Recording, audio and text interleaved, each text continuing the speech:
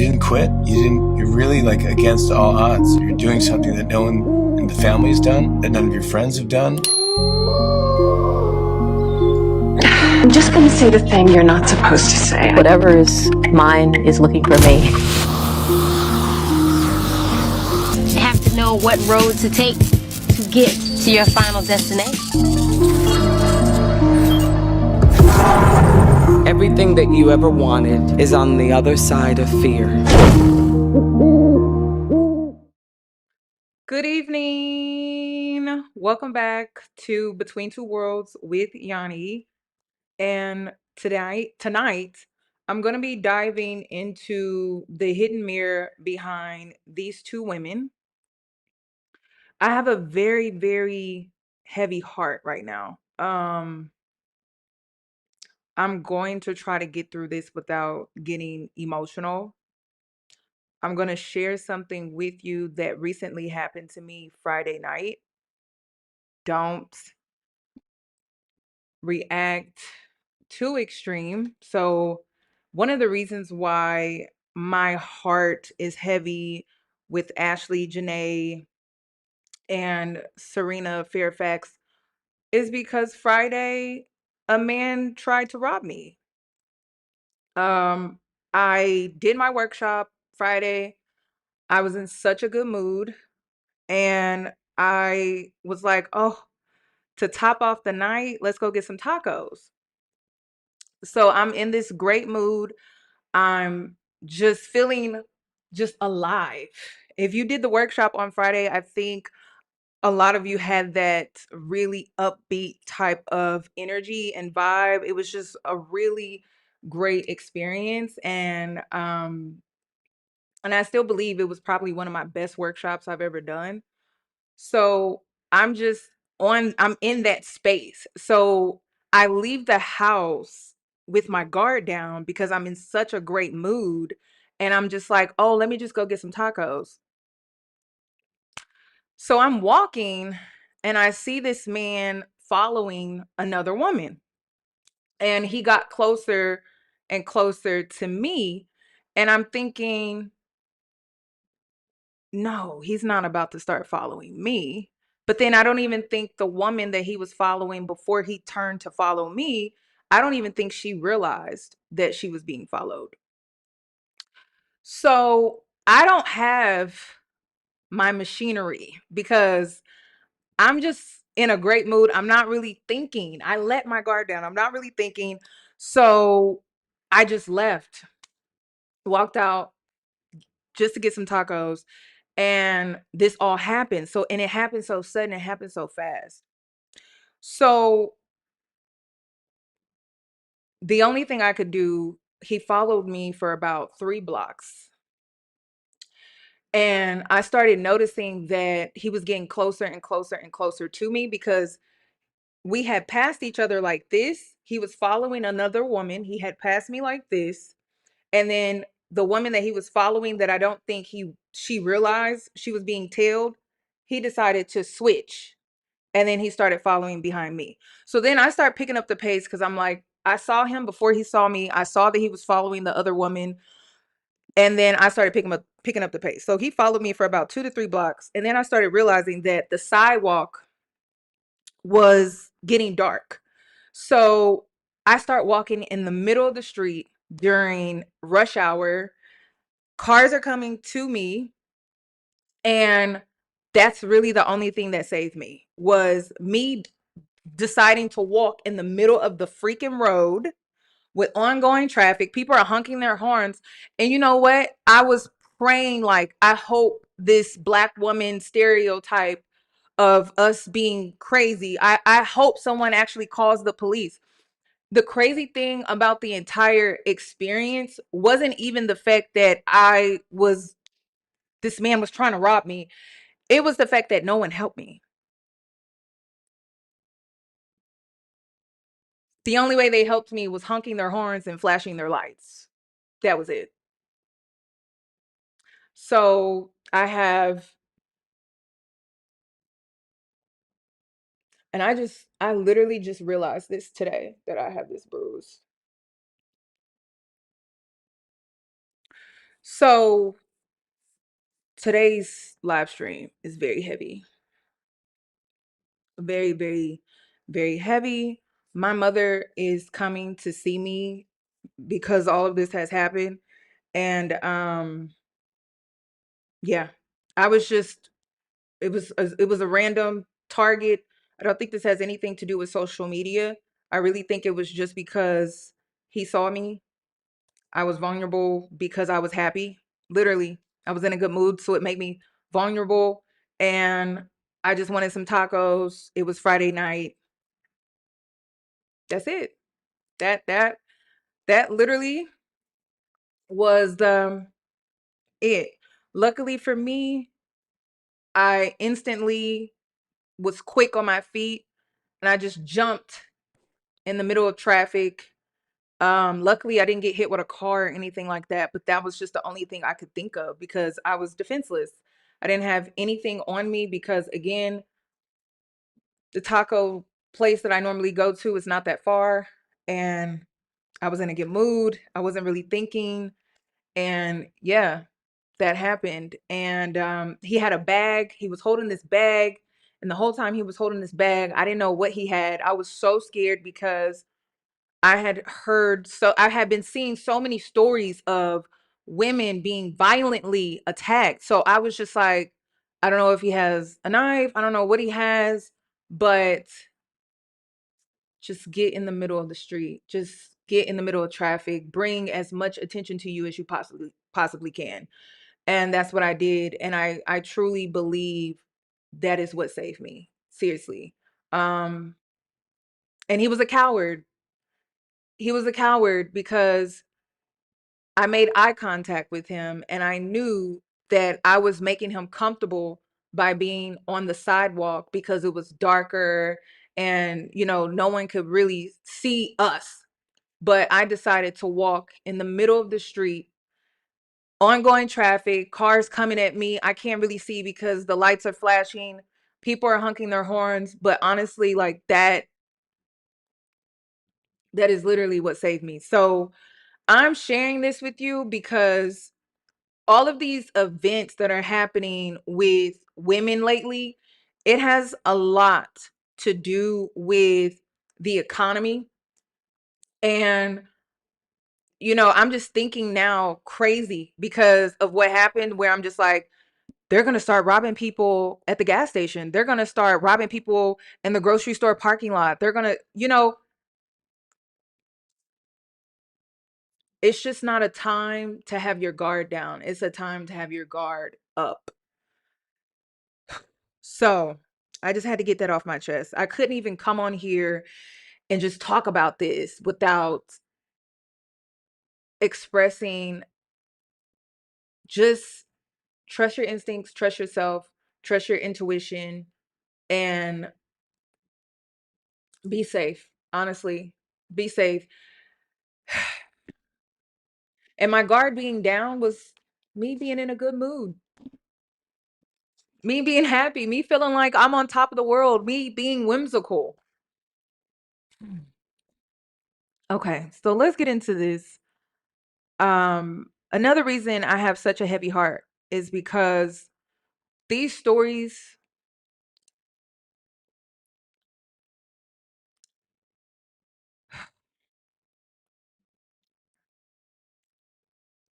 it just seems like they're happening so often, so frequently, and it's heartbreaking. All of these women that we typically talk about when it comes to situations like this is that they just want a happy life. Me just walking to get tacos, I just wanted a happy day. I wanted to enjoy my day with some tacos. So let's not lose sight of that. I know a lot of people get into the what ifs, what they should have did, they should have did this, they should have did that, they should have just left, they should. Let's keep in mind that all of these women just wanted a happy life. That's it. A happy life, a family. That is it. So Ashlee Jenae, her real name is Ashlee Robinson. She was 31 years old. She was a lifestyle influencer based in Miami. Ashlee was known for her soft life content online, luxury travel, fashion. Her story took a tragic turn during a birthday trip to Zanzibar and Tanzania. So let's get into the timeline of events. Ashlee traveled to Tanzania to celebrate her 31st birthday with her boyfriend at the time, Joe McCann. He is the founder of a crypto investment firm. And we're going to get into some of the details that have been circulating on social media regarding that. She didn't know that she had a surprise engagement. So on April the 5th, 2026, McCann proposed to Ashlee. She shared photos of this engagement on Instagram to her followers, appearing happy and in this celebratory mood. And she experienced this or shared this milestone to her fans or her followers online. 7 days later, news emerged that Ashlee had died. According to reports, McCann informed Tanzania authorities that she had taken her own life by a hanging in their hotel room at the Serval Wildlife Resort. Now, of course, there have been disputes to the story that he gave the authorities. So, of course, there's an ongoing investigation. The family came out and decided to make a statement regarding some of the things that have been circulating, some of the claims that have been made on social media. So, let's go ahead and take a look at that. Details on the investigation into the death of Ashlee Robinson. Her family is demanding answers after the influencer from South Jersey was found dead. Wait, can you guys hear? Can you hear? Are you able to hear? Let me put myself. Are we good on being able to hear the audio? Okay. Okay. Just want to double check because I've been having issues with that. And now the details on the investigation into the death of Ashlee Robinson. Her family is demanding answers after the influencer from South Jersey was found dead during a trip to Africa where she had just been engaged. Action News reporter Cheyenne Corinne joining us live in the Satellite Center with more on this heartbreaking story. Cheyenne.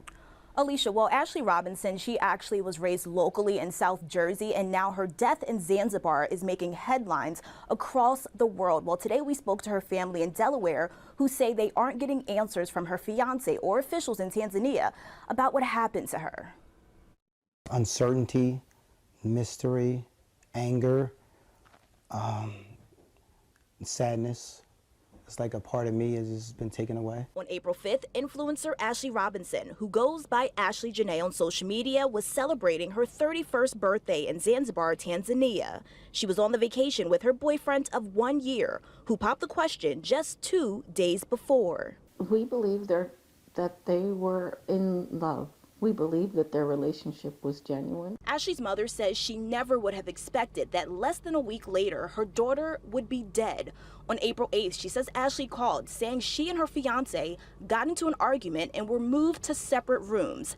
The next day, she received another call, this time from her fiance. He told me that Ashlee did something to herself and that she was being taken to the hospital. I said, what happened when? And he told me it had been 11 hours prior. Hours later, the luxury hotel the couple was staying at called saying Ashlee passed away.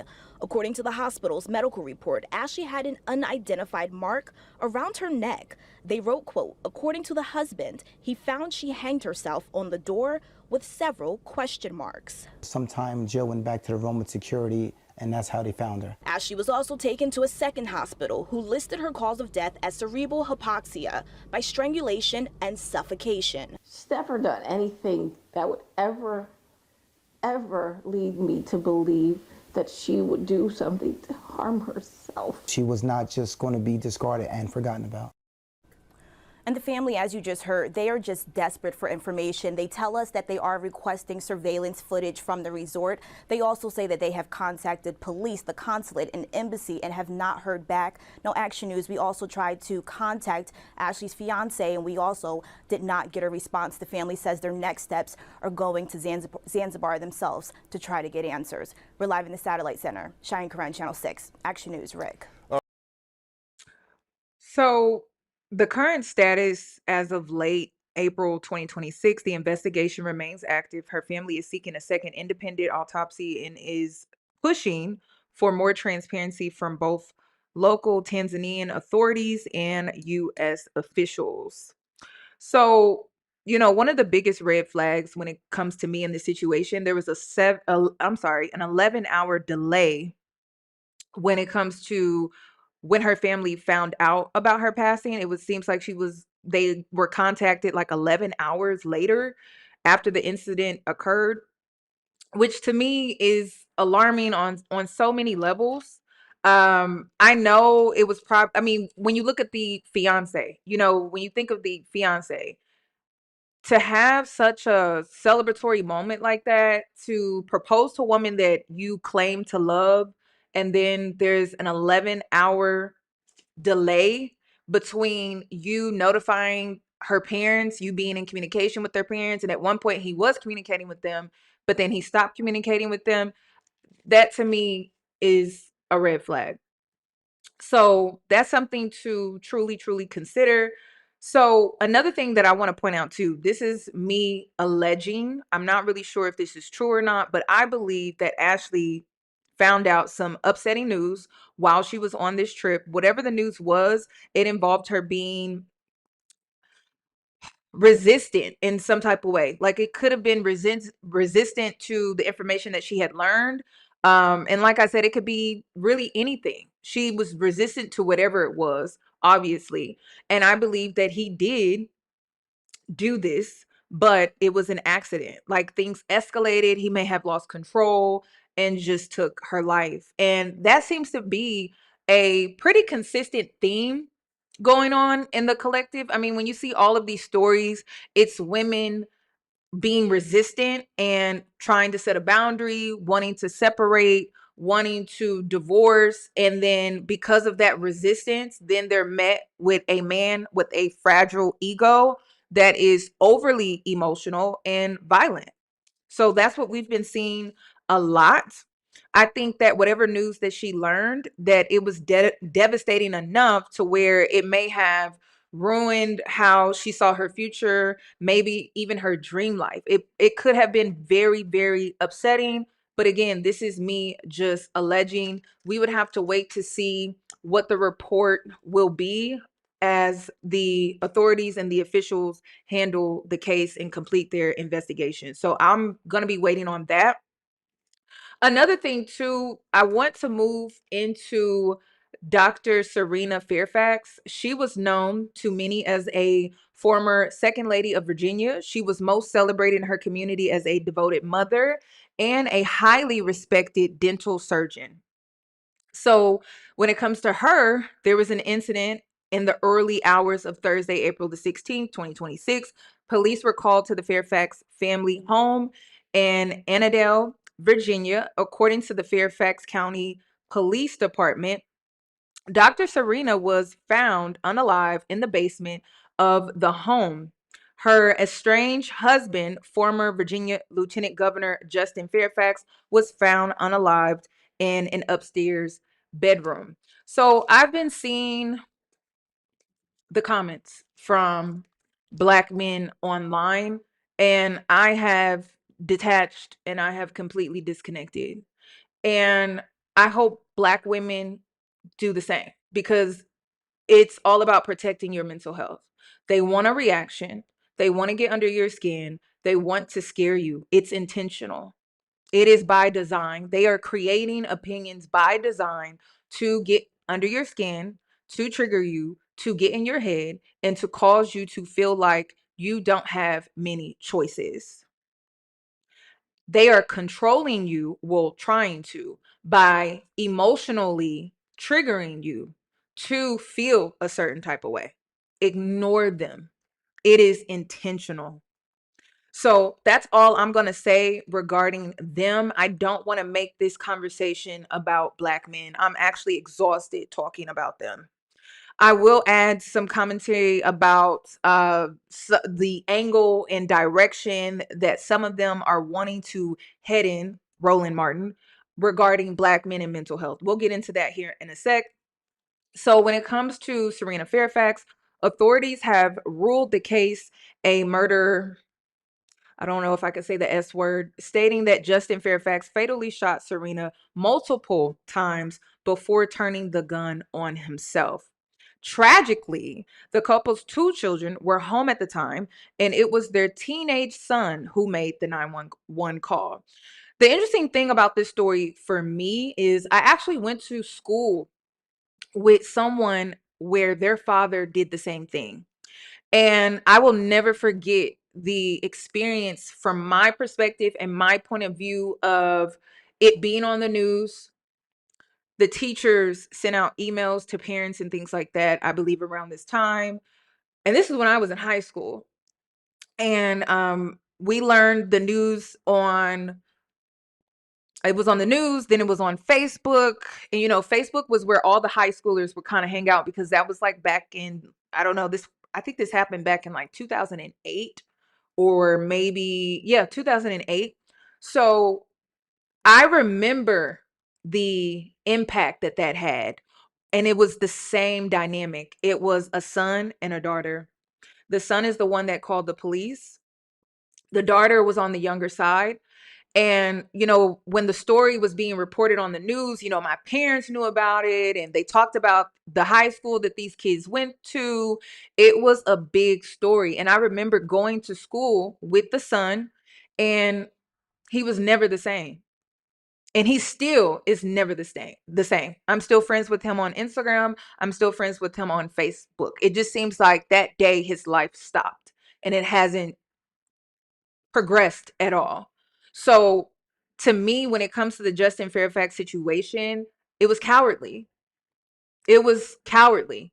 He took his wife's life that stood by him, especially during all of his issues with the sexual allegations that he faced a few years back. She stuck beside him, took his wife's life, and then turned around and decided to do it in the same home that he shared with his children. They will never be the same. And I know that to be a fact because I saw it in real time, how those kids are never going to be the same. So now they have to suffer and live with what happened that day. And the son is going to remember that forever because he was the one that had to call 911. So it's truly it's just, and to see how men are wanting to create this uh mental health conversation. The mental health conversation should have been had before, not after, especially after a murder like this, because it comes across like he was an abuser. So if it's really about mental health, then it should have never got to this point. And then this is supposed to be the good Black man. The good Black man has the resources to get the mental health support that he needs. Where was his community? Where were the Black men that were supposed to rally up behind him regarding the sexual allegations that some are saying may not have been true because it wasn't thoroughly investigated? Why are they all coming out now to defend him after he decided to take his wife's life by murdering her? Where were where was the support before, when he was drinking? Where was the support then? Bad timing. Bad timing. Also, it's also is being reported that the tragedy followed a period of intense personal and legal strain. They were going through a divorce. So these are some things that are going around on social media. Can't really completely confirm everything that is being discussed, but I wanted to add this in here for just extra context and some background information on things that Serena may have been dealing with leading up to her unaliving. According to new reports, prior to the former lieutenant governor of Virginia unaliving himself and his wife, he only had a Cash App account with less than $200 in it. Based on reports in divorce documents, Mr. Fairfax did not do well with the backlash he received while serving as the lieutenant governor, if you guys remember. At that time, the governor of Virginia was being canceled because of a big scandal he had with blackface. And it was very promising that Mr. Fairfax, his lieutenant governor, could be the second black governor for Virginia. But while he was serving, women came out and said that he sexually assaulted them, and one of them was very credible. So he left office in 2022, and he started his own practice in 2023, where it looks like he made a substantial amount of money, over $400,000. But by 2024, he was only claiming less than $20,000. And by 2025, he was saying he had absolutely no income. I just want to say this. Allegations are not convictions. I think anyone with intelligence understands that. But what I do want to say is this is a man that had a major character flaw because he lied during the divorce proceedings. Someone that has integrity doesn't do stuff like that. And it was so bad to the point where she felt the need to put cameras up in the home. So allegations are not convictions, but it doesn't mean that they're not true. And if someone really isn't that type of person, their character will speak louder than the allegations that were made against them. But it seems like his actions reflect his character, and it seems like maybe those allegations were true.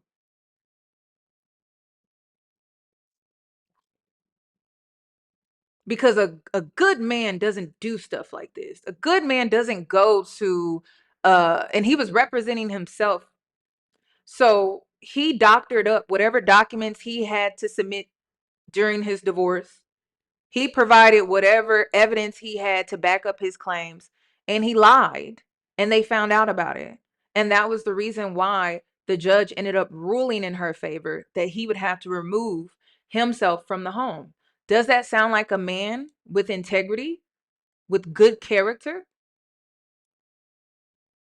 On the other hand, his wife Serena, as we thought, was the stable one. She was a dentist, and she made a substantial amount of money being a dentist. She owned real estate. She was a businesswoman. So she, for the last 3 years, has been the primary provider for the family. Based on reports, at the time of his death, he was very deep in debt, totaling more than $700,000 with personal loans, credit card bills, and they even said in 2022 he used his children's horse riding money to buy a weapon. I also want to say this because you have people on social media that are now trying to encourage Black women to date broke. They were broke. They were broke, allegedly. Because when we talk about the crypto investor, he lost 80% of his investment back in 2025. His income declined tremendously. And if you're a man and you've never dated broke, please shut up. Because dating broke is dealing with a man that is angry constantly, moody constantly, not happy. Broke men are never happy. They are always in a bad, pissy mood. But if you've never dated a man, I wouldn't expect for you to know that. So to deal with broke, you are dealing with mean, controlling, moody. You could be a dreamer and just dream, and they'll get an attitude and get upset because they can't afford the dream that you have. So if you've never dated a man, I would not expect for you to understand that. So these women were probably lured in by them being financially stable, and then that took a turn. And it seems like that is a repeating theme right now with the economy. Men are losing their jobs. Men are not making as much. And who's their target? Who is their punching bag? women. Men are mean when they are not financially secure. Men are hard to deal with and to live with when men are not where they want to be financially. I will never encourage women to date broke. You are putting your life in danger. And these are great stories that you can use as a cautionary tale. Acting as his own attorney, and he was fighting against this divorce. He was petitioning to the court that they hadn't been separated for the year required before she could file divorce, so it's clear he did not want this divorce. And this month, on April 3rd, Serena petitioned the court to hold him in contempt for failure to make his payments, probably his child support payments. And it is now being reported that he was served a notice to leave the house by April 30th. It's clear to me that Serena was concerned. She had video cameras installed in their house allegedly due to the toxicity in the divorce proceedings. Their house was worth $910,000, and she was offering him half of it to leave, and he would not take the money. It really sounds like a man that could not deal with the quick rise and fall of his career. Have a good day. And it's crazy because a lot of men on social media wanted to spin this into, oh, she tried to take him for everything. He didn't have anything. So you can't say that. So what was his real reason? You can't use mental health. What was his real reason? I really think it was jealousy. I think it was jealousy because her career was still intact. People loved her. People still looked up to her. Divorcing him meant she could go on and live a very happy, comfortable life. I've never had a healthcare provider that would talk to me for like an hour about, everything, and she was just a really great healthcare provider. Sounds like you connected with her more than most people would connect with a medical professional. Yeah. What does that say about who she was, do you think? I mean, from my perspective, she was just a wonderful human being.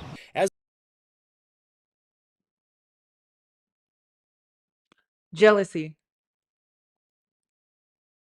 So his reputation was ruined due to the allegations. Her reputation was still intact. If she divorced him, she could go on with her good reputation, her career,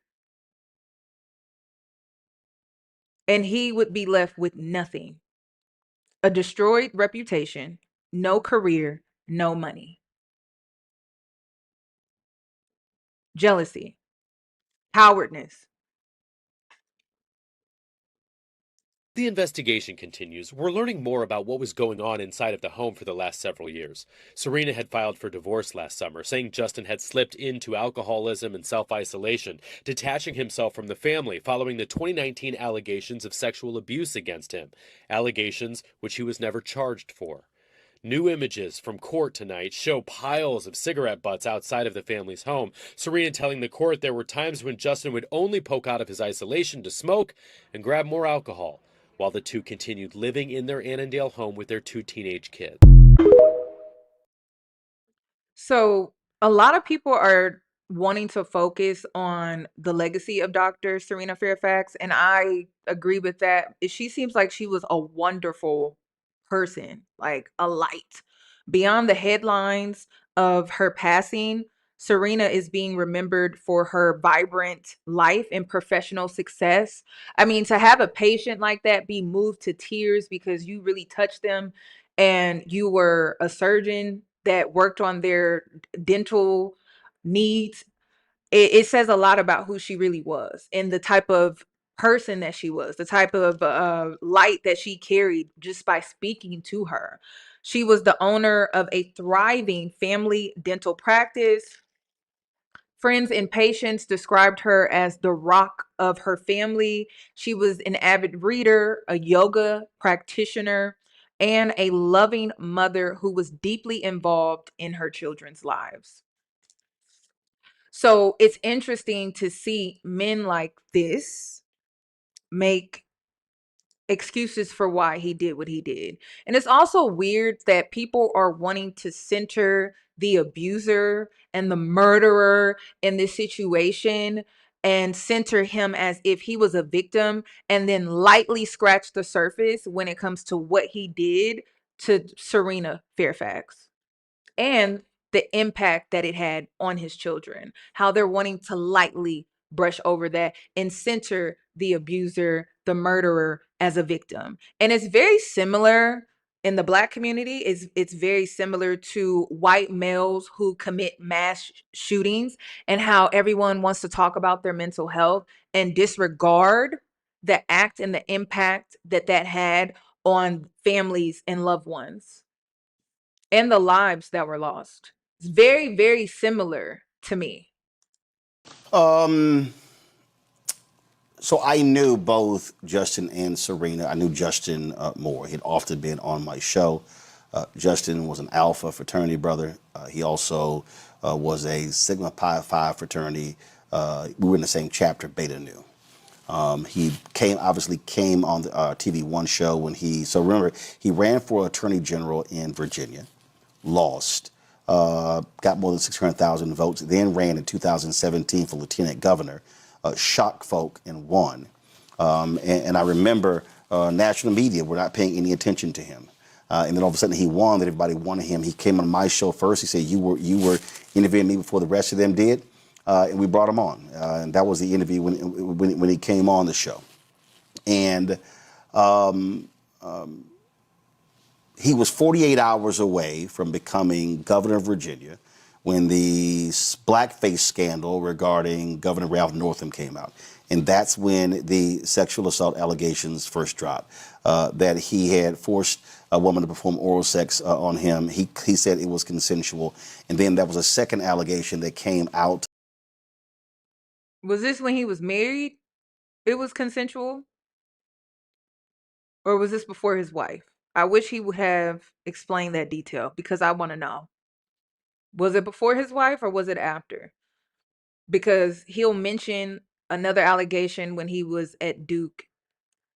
But that allegation, was that before his wife or was that during? Because again, that reflects his character as well, not having integrity.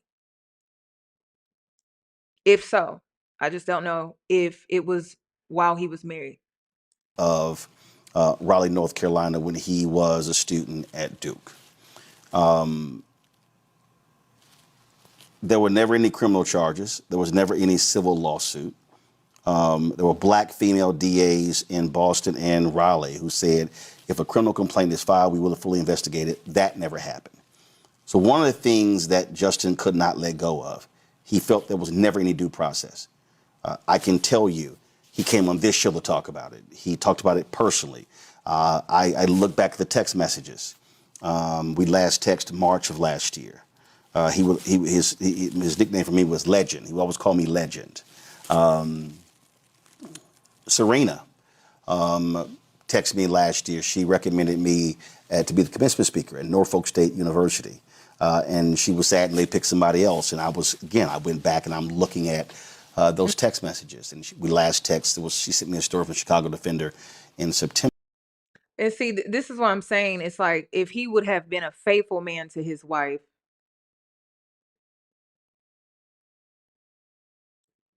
it would have been hard for any allegations to be made against him.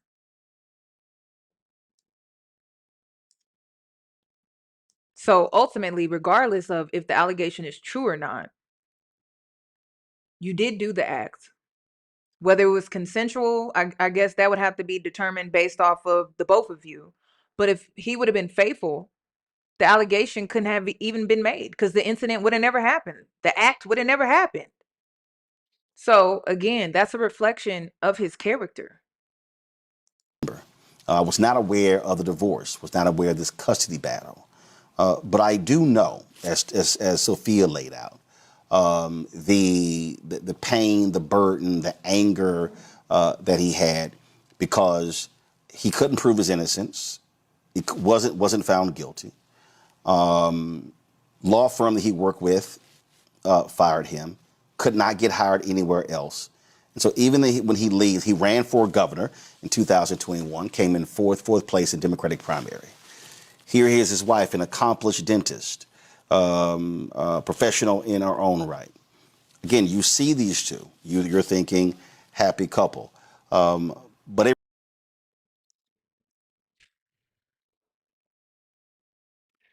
Let's just move on.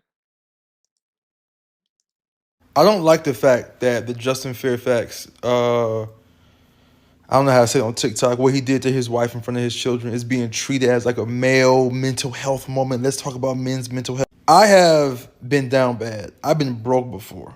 I've been without, and it wasn't my fault. And there was a time where my mental health was just like, it was atrocious. There was never one point, and maybe this is because I wasn't abusing a substance, I don't know, but there was never one point where it crossed my head, let me hurt my wife or hurt my child because I'm hurting. Matter of fact, what kept me from hurting myself was the fact that, oh, if I did this to myself, it might cause pain for my wife and child. The idea of causing pain to my wife and child is what kept me from hurting myself to begin with. And so, no, this isn't like a mental health men's thing. This is that what he did was evil. What he did was an evil thing. And some stuff is just evil. Some stuff is the result of a deep, deep character flaw in the individual. And it's okay to acknowledge that. It is. And he showed some of those character flaws leading up to the incident. Cheating on your wife is a character flaw. That is a character flaw. Lying during your divorce proceedings to try to get, I don't know, out of pain, or I don't know, like giving her the house, because I guess that the whole situation was who was going to get the house. So you lie to try to get your way.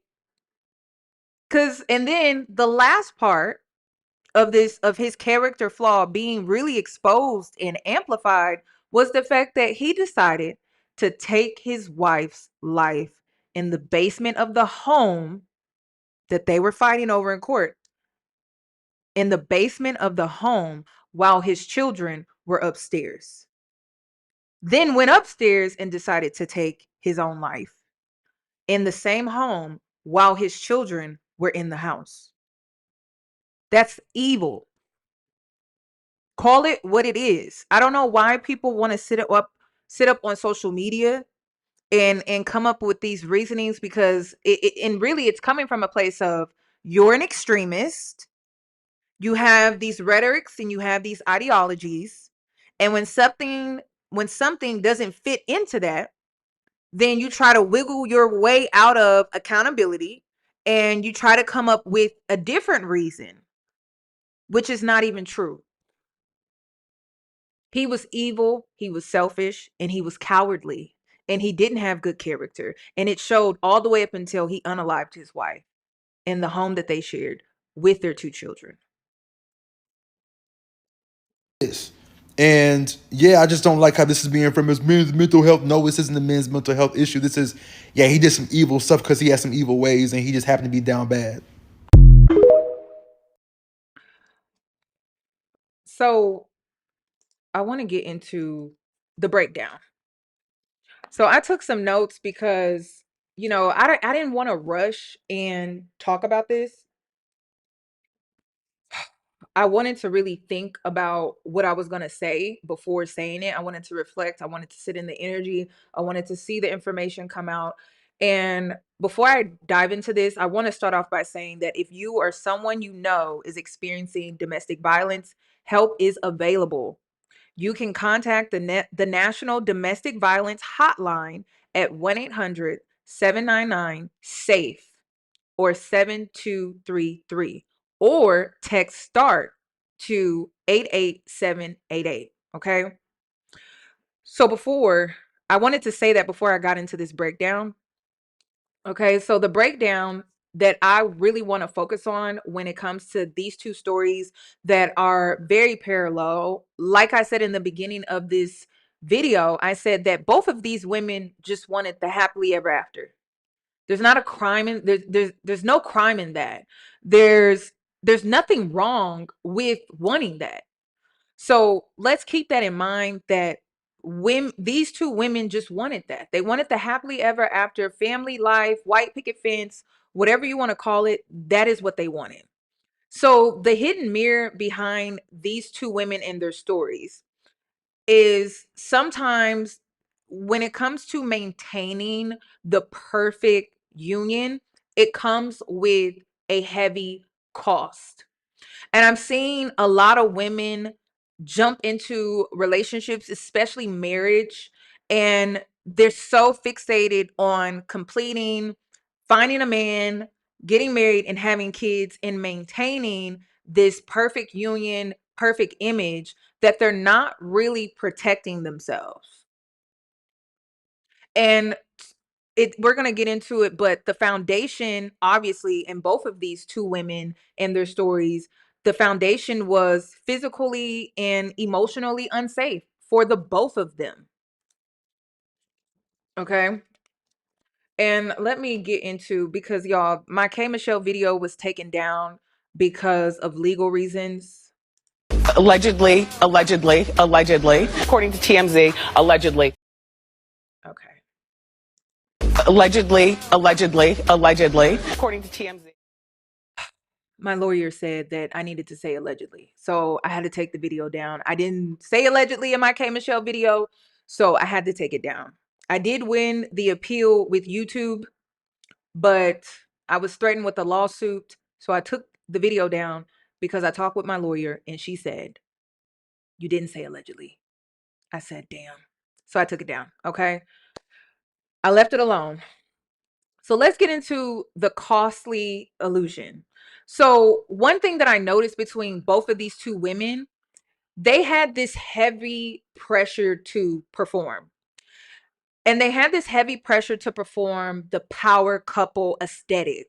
Both women were tied to men of status at the time. Now, that status could have changed later down the road. And I'm always warning you that the status of the man that you marry may not be the status of the man somewhere down the line. So always keep that in mind, which is why you shouldn't just focus on status. You shouldn't just focus on money. You also need to look at his character. The first thing I'm always going to tell you to look at is integrity.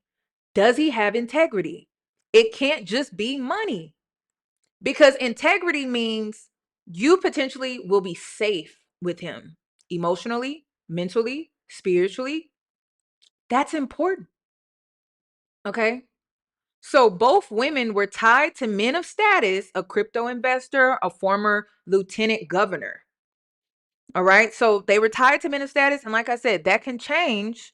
And with the economy shifting the way that it does, it can change in the most unexpected ways. People are losing their jobs. There's a lot of stuff going on right now. So we, the internet and the public, we just see this romantic engagement. We see this political marriage. But I personally saw the trap. And I'm seeing this is becoming like a theme now. And I warned you, I said, you remember during the pandemic, there were women that found themselves in very toxic DV relationships around the pandemic. There's going to be a part two with that, with this recession that for whatever reason the United States does not want to announce. And then because of the war, it's going to be a global experience. So a lot of women are going to feel the pressure to partner up. And some women may be desperate about it. And I'm here to warn you, don't be desperate about partnering up with a man. Some of you already experienced that. We had the whole Risa Tisa story time. Do not be desperate because the economy is changing. You still need to be smart. So one thing that I noticed with both of these women is that the trap was all about the appearance of them being in sync. And that required them to always wear a mask because they had to be in sync with the men that they were publicly seen with. You had the political marriage. They had to show up and appear a certain way. Then you had the lifestyle influencer. She had built a brand. She had built a name for herself, and it required her to show being in sync. Okay, regardless of what was happening behind the scenes, regardless of what was happening in their relationship, they had to always present themselves in sync with each other. So at times that may have required them to self-abandon. I've been talking a lot about self-abandonment, especially when it comes to being in a relationship with a man that may be controlling, possessive, territorial. And when you're dealing with men that tend to be toxic, not good character, that's something that you have to look out for. Are you self-abandoning yourself to be in this relationship? That is a red flag.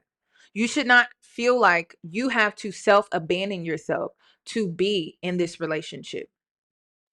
This is where women start to lose their spark.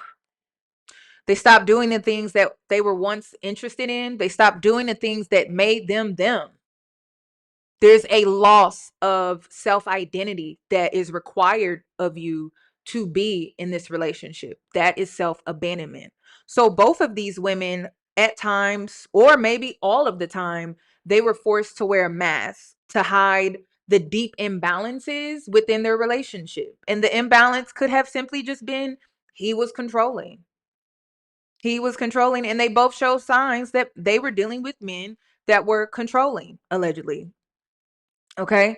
They were used to, both of these women were used to stabilize the fragile egos of their partners, allegedly.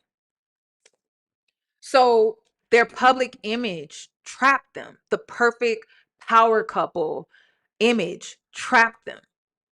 And it could have been this thing where it may have started off where they just wanted the happily ever after, or Ashlee Jenae just wanted the Lux girl life. And I believe women are deserving of that. If you work on yourself and you improve yourself and you have emotional intelligence, you take accountability, you take ownership for your choices, you also are accountable when it comes to some of the things that you feel like you did wrong or you could have done better. If you've done the work on yourself, I believe that you do deserve that type of lifestyle. I don't believe women who pour into themselves and work on themselves don't deserve that type of lifestyle. Okay. So, but the issue was they were being used, and the image, the happily ever life that they wanted, was being weaponized against them. And because they had public relationships, it created this trap, and they probably felt very lonely. You know, you hear stories on social media where one of her friends spoke out and basically said they were the perfect couple. You even hear Ashlee's parents, who also said that they didn't think that there was anything really wrong with Joe.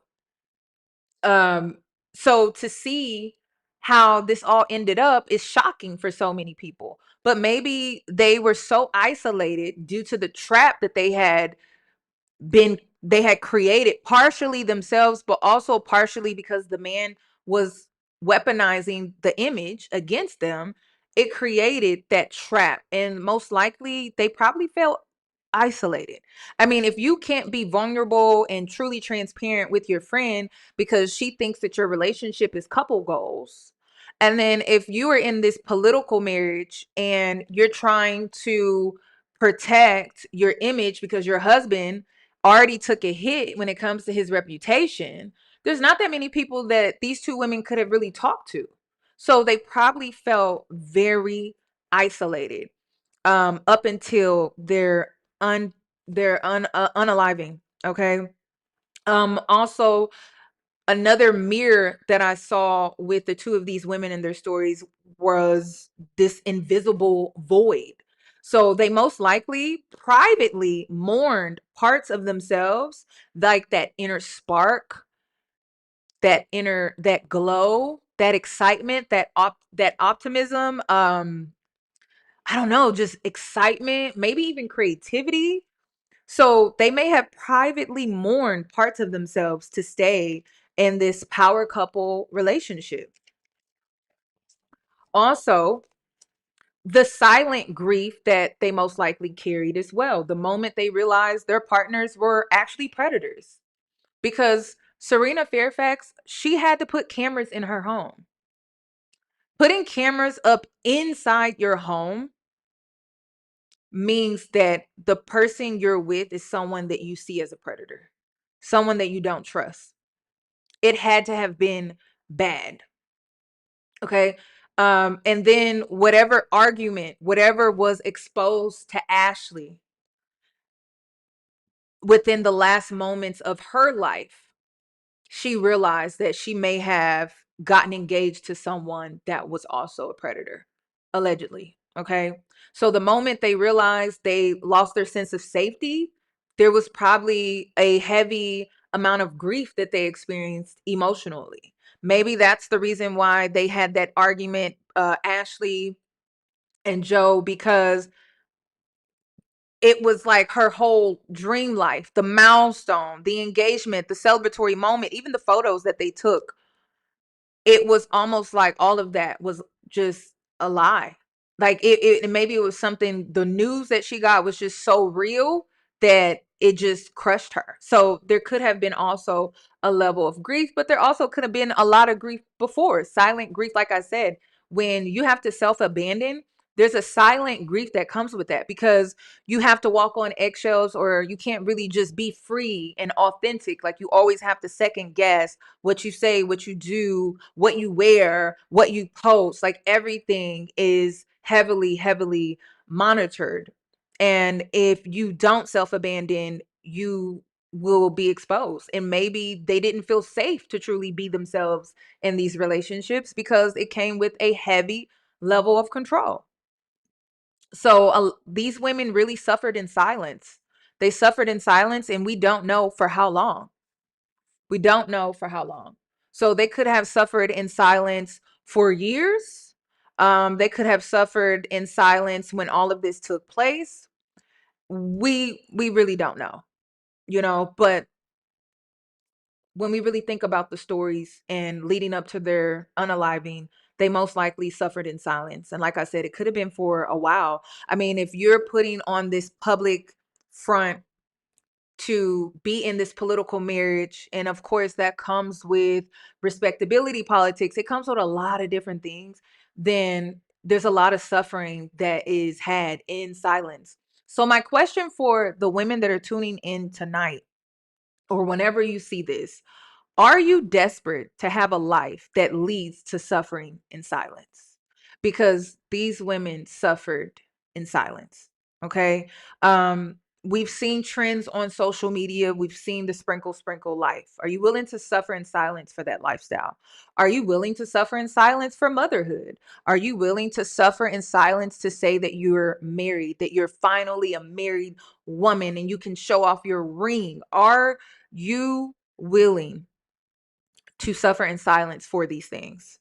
Are you willing to suffer in silence to have a certain type of career? Are you willing to suffer in silence just to be a part of a friendship circle? Are you willing to suffer in silence for money and status? I would like to know. I would like to know. Oh, they ain't gonna like this video, but I'm about. Now, before I get into this, there's some very strong language in this video. I don't agree with the personal vendetta that the whistleblower has with Share 7. I don't agree with that at all. And yes, I do think that she has a personal vendetta against Share 7. However, this is the thing when it comes to the whistleblower, is that if she would just clean it up a little bit, I think women would listen to her a little bit more. I think people kind of shove her to the side, not because there isn't some truth that she's speaking.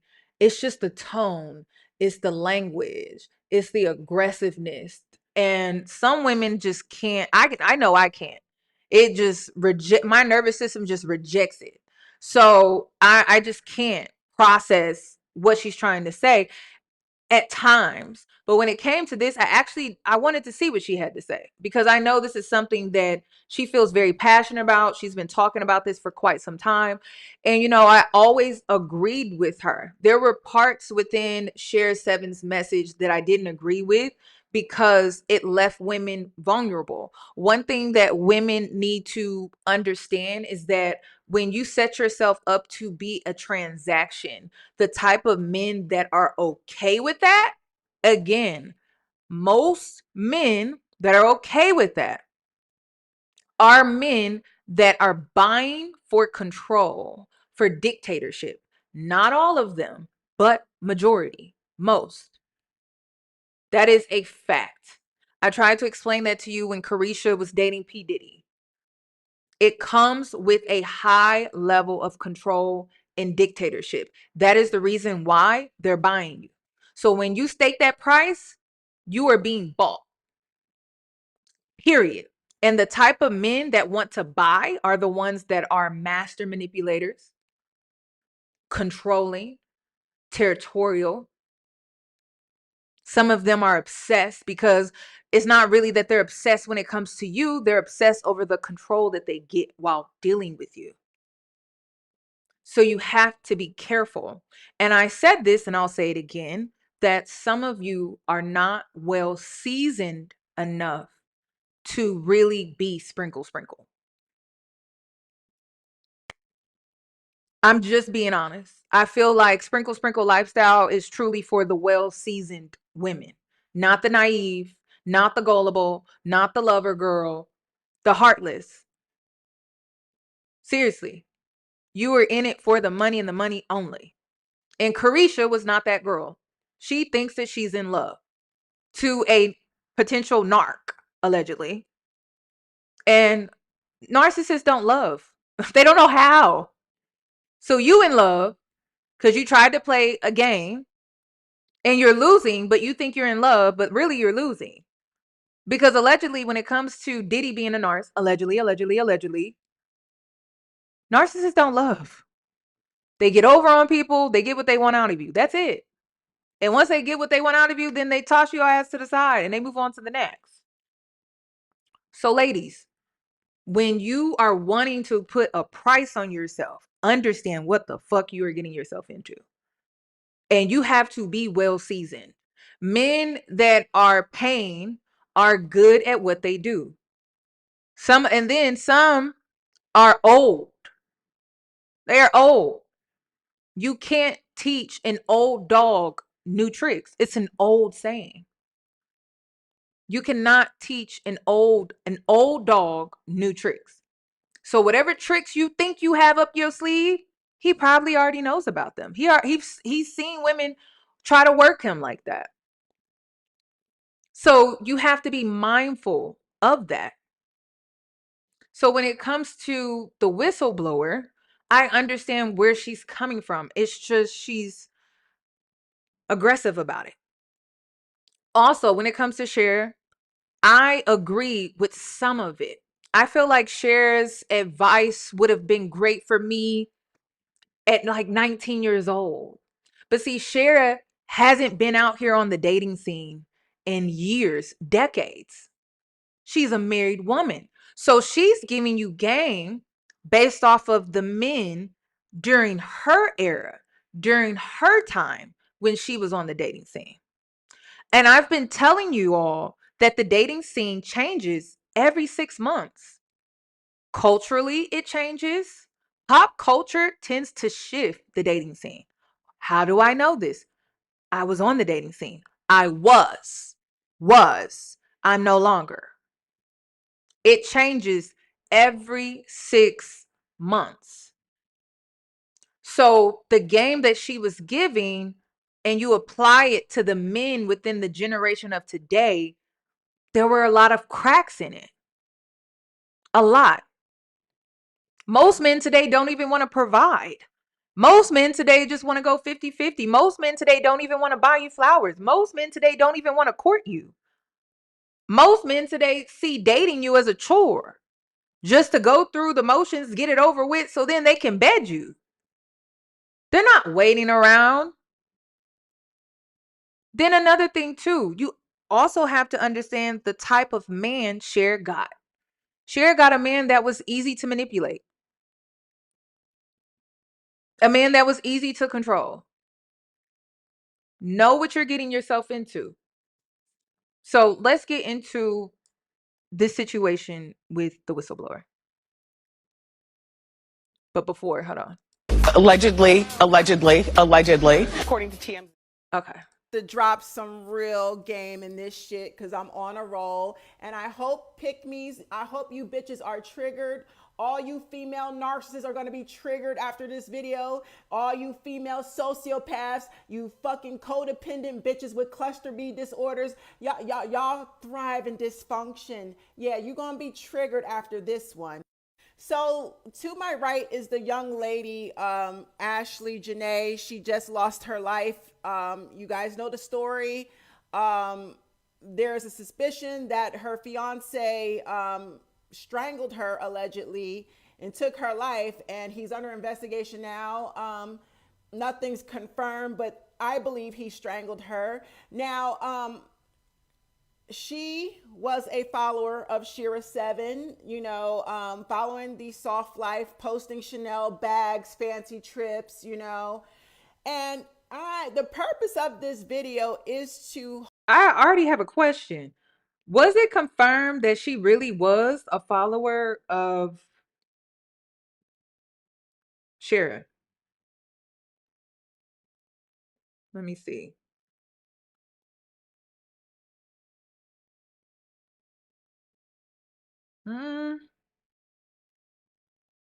She didn't follow her on social, on her Instagram. Did she ever reference Sprinkle Sprinkle? I like to speak on the facts. That's all. Okay. I didn't really see anything where she mentioned Sprinkle Sprinkle. I mean, all the tweets that I've seen, all the posts that I've seen, I've yet to see Sprinkle Sprinkle or anything like that. She may have leaned more into swirling, maybe divesting or something like that. And, hypergamy maybe. And, those lines kind of intertwine with each other, swirling, divesting, hypergamy. But is she really Sprinkle Sprinkle? I'm not really getting that. But she fits it because of the type of content that she put out here. The type of man she was able to get and date, the type of status that he had around that time of them meeting. So maybe.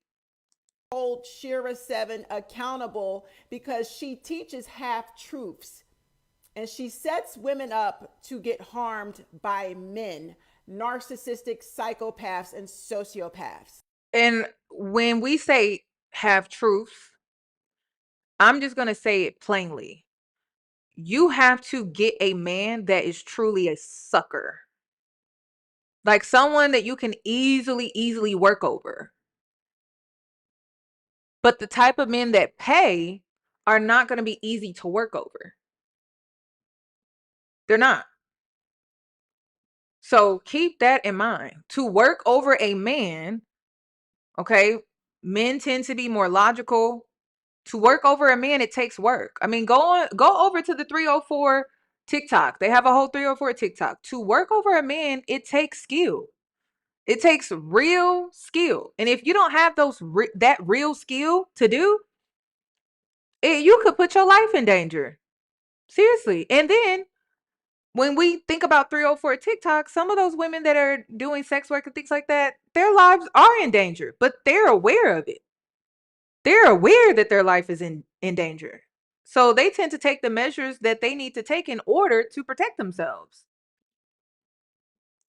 So, Shira teaches y'all to get your own money, to have your own bag. Okay, true, bitch.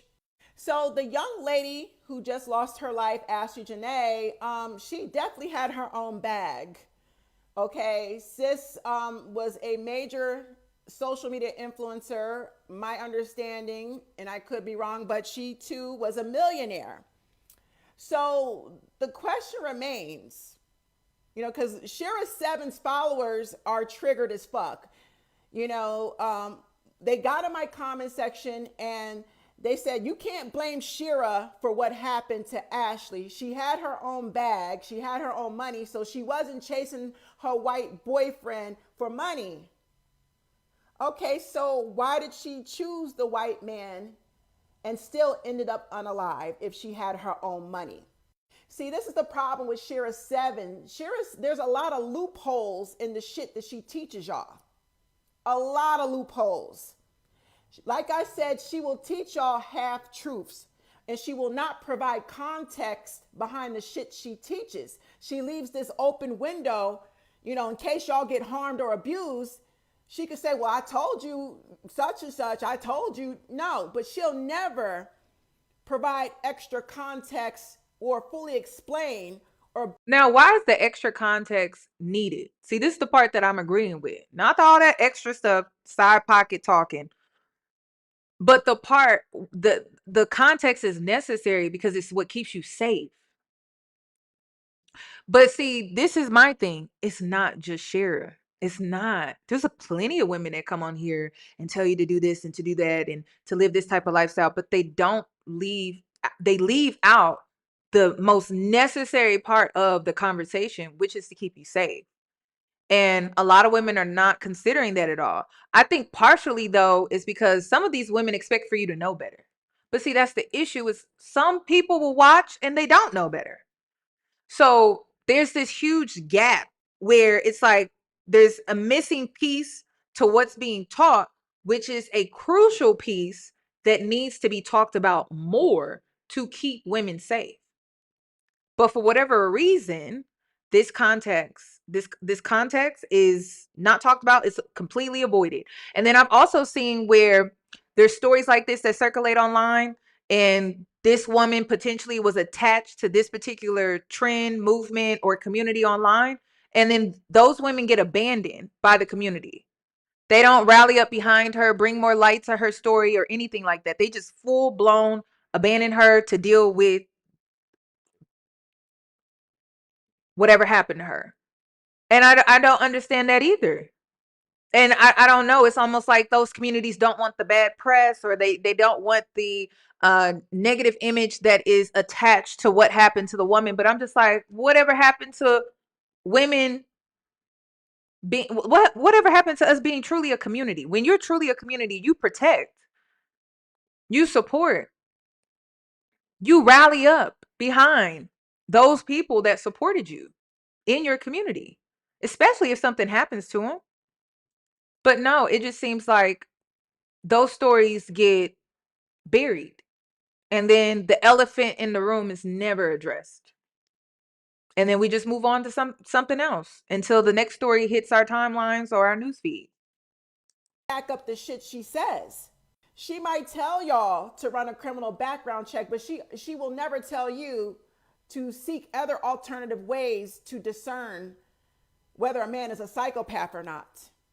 She will teach you to not ignore red flags instead of teaching you to run at the first red flag. Do y'all see? She leaves these loopholes open because in case something happens to one of her followers, if one of her followers get harmed by a fucking man, she can escape accountability. Well, I told you not to ignore red flags. No, bitch. Tell these women the truth. Tell them there's no such thing as red flags. When you're dealing with a psychopath, you leave at the first red flag. Singular flag. And listen, is this hateful? Yes. I mean, calling her out this late. Is it hateful? Absolutely, y'all. I'm sorry, but to be calling a woman out her name and all of this stuff, it's unnecessary. You can disagree with someone and speak so much truth that you don't got to call the other woman out her name. Truth holds weight. Calling a woman a bitch, that shit will come and go. But when you speaking some real shit, that shit sticks. Focus on your message sticking, not calling a woman out her name. I mean, it's just unnecessary. It's not necessary at all. But if there is some underlying jealousy, envy, or whatever, and it could be something as childish as Shara has more followers, Shara gets the engagement. It could be something as simple as that. So she don't gotta call this woman out her name and all of that. It's not even necessary. And then I could understand if Cher came on here and said something about her, but Cher don't even address her. So it's weird. This is not normal. Okay? This is not. She's speaking like she stole her man or something. It's crazy. It's too much. Not flags. And it's crazy because I agree with what she's saying partially. Not all this extra stuff. But when you get at the meat and the potatoes of her message and what she's saying, I fully understand where she's coming from and I agree. She leaves loopholes open with the advice she gives to escape accountability in case something bad happens to any of her followers. None of her followers. Allegedly. According to I just want to add that sometimes I get this weird feeling when it comes to the whistleblower that the real issue that she has with Share 7, allegedly, is because she reminds her of her mother or some type of maternal figure in her life, and she has a lot of trauma that she is still holding on to. So this lady triggers her real bad. I don't really know her story. I don't know the whistleblower story. I don't know her background, but I really think that that's where it's truly coming from. Again, allegedly, my opinion, but that's what it seems like. It seems like some woman, some female from her past reminds her of Cher and she just gets extremely triggered. It could even be that maybe she feels like the archetype of Cher is the type of woman that always gets what she wants, and like she feels like she can't get that or she hasn't gotten that. Who really knows? Who really knows? And it's really sad because she has, to me, a very important message to get to women, but a lot of women are not going to listen to her because of how she attacks another woman while trying to protect other women. It doesn't make sense. Can point fingers and blame her. Yeah, she intentionally does this shit to escape accountability in case one of her followers ends up unalived or harmed by a fucking man. Or like her other follower, Isis, her children ended up molested by their father.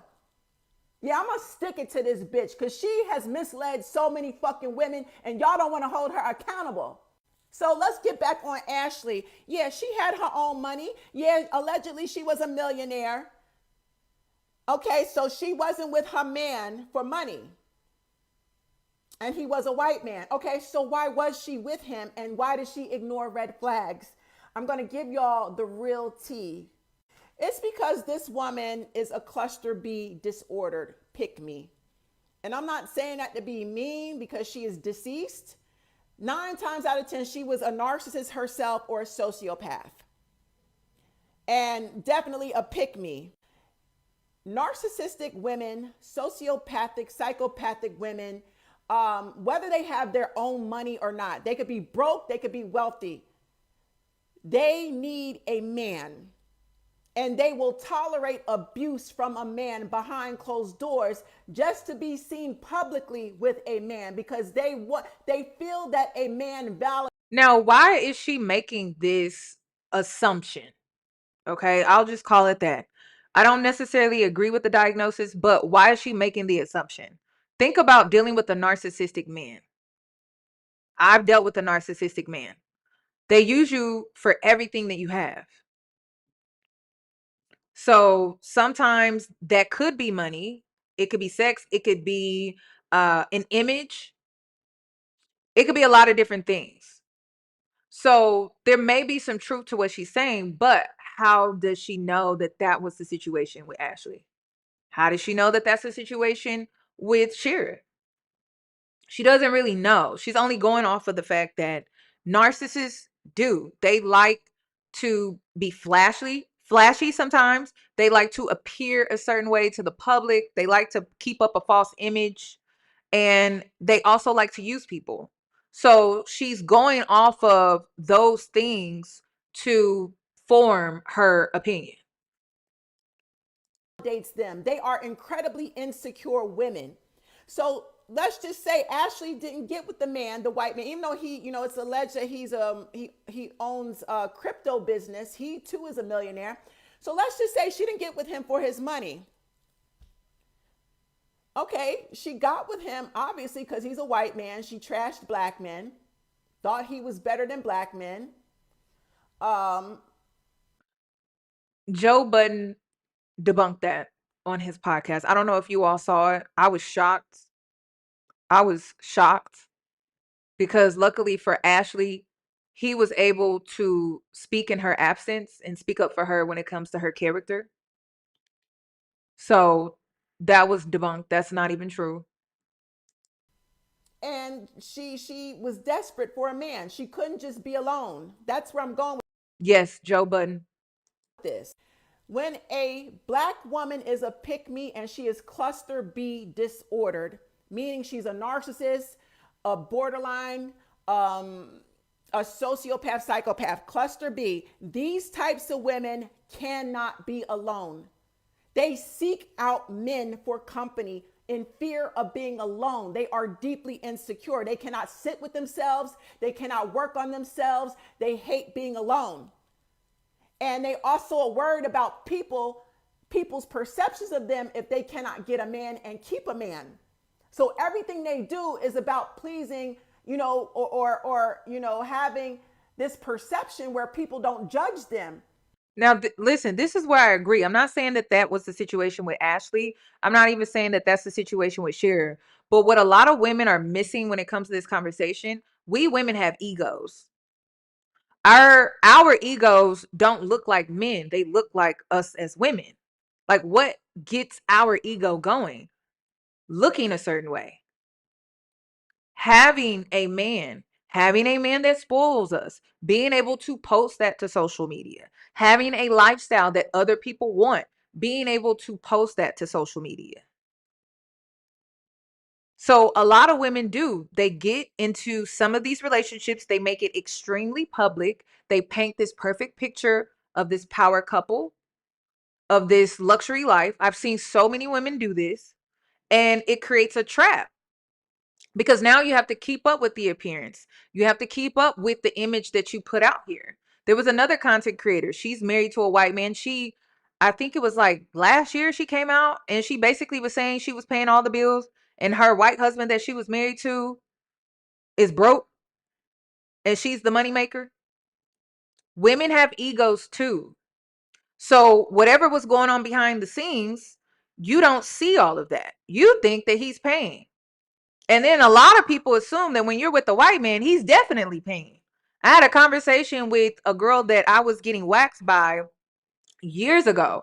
And she said, I built this business by myself, but everyone thinks that my white husband that I married is the one that got me this business and I'm so successful because of him. And then she was saying, can you even believe when I got braces, they thought it was because of him? Braces. Can you believe that? And I was just like, wow. So she felt like her success when it came to her business couldn't even be her own accomplishment because everyone was giving that praise to her husband simply because he was white. And people were just assuming based off of how it looked and stereotypes. So again, women have egos when it comes to this. And it could be presenting this perfect life to social media, not wanting to, to see people see you sweat or wanting to appear like you have it all or you have it all together and things like that. But then behind the scenes, you're dealing with all of this mess in your relationship, in your life. It's causing you stress, depression, but you have to keep up with the appearance of the image that you created for yourself. And partially you want to because of your ego. You don't want this public image to crumble. You don't want people to really see your truth. You want to hide it, but it creates a trap though too. And men see the trap and what they do is they weaponize it against you. And they use it in a way to where they kind of get you to do what they want you to do. And it comes with a high level of control. So there is some truth to what she's saying, but she's also making a lot of assumptions. She doesn't know for sure. because they're insecure and they're scared of being judged by people. They're worried about people's opinions of them. So having a man validates their insecurities. So she, Miss Thing over here, Miss Ashlee, thought she was better than because she got a whole white man on her arm, or a wealthy white man, and ignored the fact that he was abusive. That man been abusing her long before they went to Tanzania on that trip and he proposed to her. He been abusing her. Allegedly, but everyone around her, everyone that was close to her, seems to think otherwise. Promise you, she tolerated it and put up with it because she needs a man by her side to validate her insecurities. And it's also what she learned in her childhood upbringing and what she saw. I believe her parents are narcissists. And she picked up her parents' narcissistic traits. And because she... Yeah, do y'all see what I be talking about? It's like she makes a great point and then like I just it's just and that's why it kind of comes across as jealousy. Like she's jealous of women that can obtain this lifestyle, you know, and be successful at it. Unfortunately, Ashlee lost her life, but I really think that that's what that is, because I'm just like, why are we slandering this woman and you don't even personally know her like that? I mean, I could understand her issue with Cher. She feels like her message is dangerous. Okay, you can have that. But you literally do not know this woman. Like you don't know her personally. So I don't know where all of this is really truly coming from. But when you think of the meat and the potatoes of what she's saying without victim blaming, she's making some good points. is a narcissist.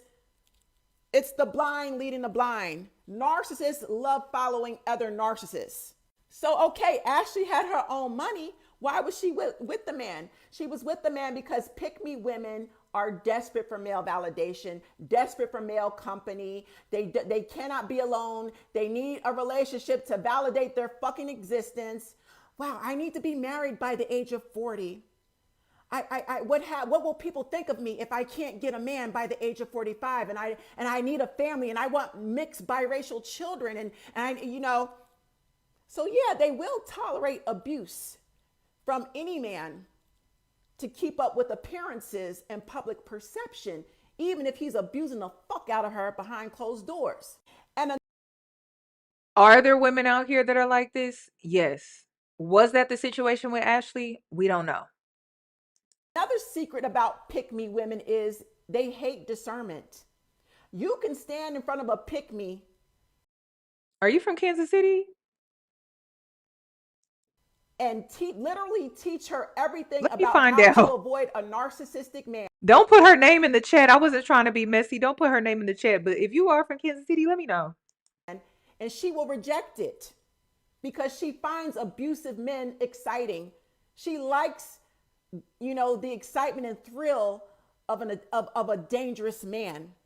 She knows this man is a serial cheater. She knows he's still sleeping with his exes and baby mamas. So because she's insecure, she's going to get involved with him to compete with his exes.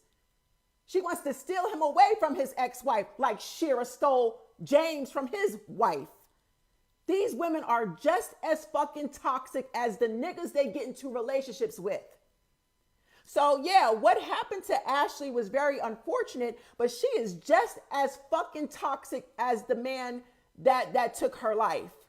Pick me women with cluster B disorders, they reject discernment. They don't want to learn discernment. They like manipulation. They want to control a man. They want to compete with his exes. They need the male validation. They need to be seen with a man in public. They need a man at home in their bed to feel validated. I just cracked the motherfucking code. These types of women don't want to learn discernment. They're not going to leave at the first red flag. Staying with an abusive, dangerous man is exciting. Y'all let me know what you think in the comments, and I don't give a fuck who's triggered either, bitch. Okay, I had to play that to get it out the way. She's making a lot of assumptions. A lot of assumptions. I don't even think she is a doctor. I don't think that she's really truly qualified to be diagnosing people on social media, especially with this much conviction. It's hard to truly watch. But I do want to say this though. There's this trend on social media. I would rather cry in a Bentley than a Honda. I would rather cry in a Range Rover than a Honda. We've seen women say this repeatedly over and over and over and over again. So a lot of women are willing to put up with a lot more than they probably truly want to. So again, self-abandonment to put up with things that you're truly not comfortable with, all for the sake of being able to cry in a Bentley or a Range Rover. That's problematic. That's why I decided to play this video. Not necessarily because she's putting out all of these assumptions and opinions and diagnoses, but when you think at the meat, when you get to the meat and the potatoes of her message, she is speaking facts, because a lot of women say that they would rather cry in a mansion than an apartment. Well, that may come with a beating, because you have to think about this. Chances were, before, I'm just going to use Black American women as an example. Before the Atlantic slave trade, you were going to be sold off into marriage. During, you were sold off into slavery because of the community of Black men that you came from. Okay. Then when it came down to the slave Atlantic trade, when they made the trade, then you were used as cattle or seen as cattle by the white man. It's not about race. It's about understanding your history as a woman. And it looks differently depending on your background and your race and your ethnic group and all of that. But for the most case, women were always controlled. And this is why I always ask the question, I'm like, why are we running back towards a lifestyle that so many women felt the need to escape? Do you really think women were sitting around and they just got bored and they were like, oh, I want to work. I want to join the workforce. They didn't like the control that came with how they were living. And it seems like this generation of women are wanting to run back to that. And I understand why. You want to live the soft life, because how we live isn't normal. You can't tell me that working 8 hours, 12 hours a day, us humans are supposed to be working like machinery. That's not how we're supposed to live. I don't believe that. I don't believe men are supposed to be working like that. We're not supposed to operate like machinery. But we're in a system. It's capitalism, and we're all working every day in this system. So I get the women. I'm not even here to knock the women that don't want to work every day. I get that completely. However, this is the thing. If you don't have a foundation for yourself, you will be controlled. That is how the system is designed. That is how it is set up. There's no way around that. It's a fact. And this is how my mind works. If I build my own empire, I don't have to go through a man for power. I have it myself. Why would I go through the man? I have it myself. I have direct access to the power. What is the power? Money. Money is power. This is why men are so obsessed with money. Hell, they're obsessed with money that they don't have. Why? Because they want the power.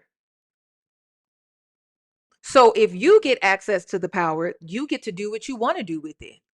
We're seeing what men do we see what they do with the power that they get.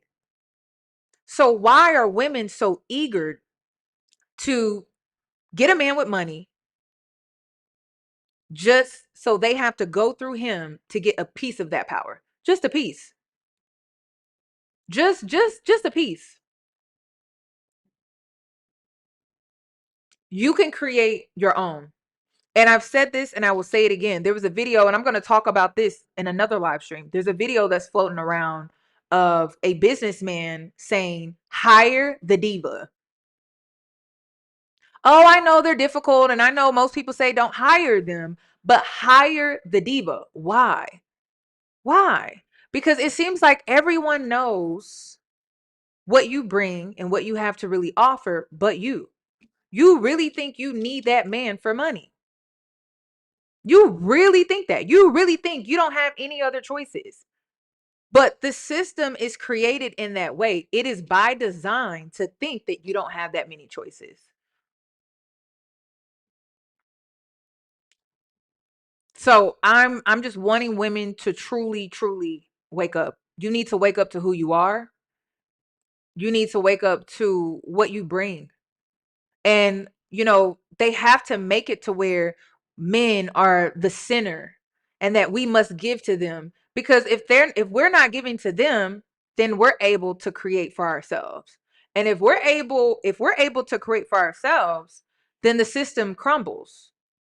This is why they are firing women. This is why they want you to bear children. This is why they want you to get back in the kitchen. And they're telling these men that you need to get you a traditional wife. And then this is why all of this is happening. It is truly by design.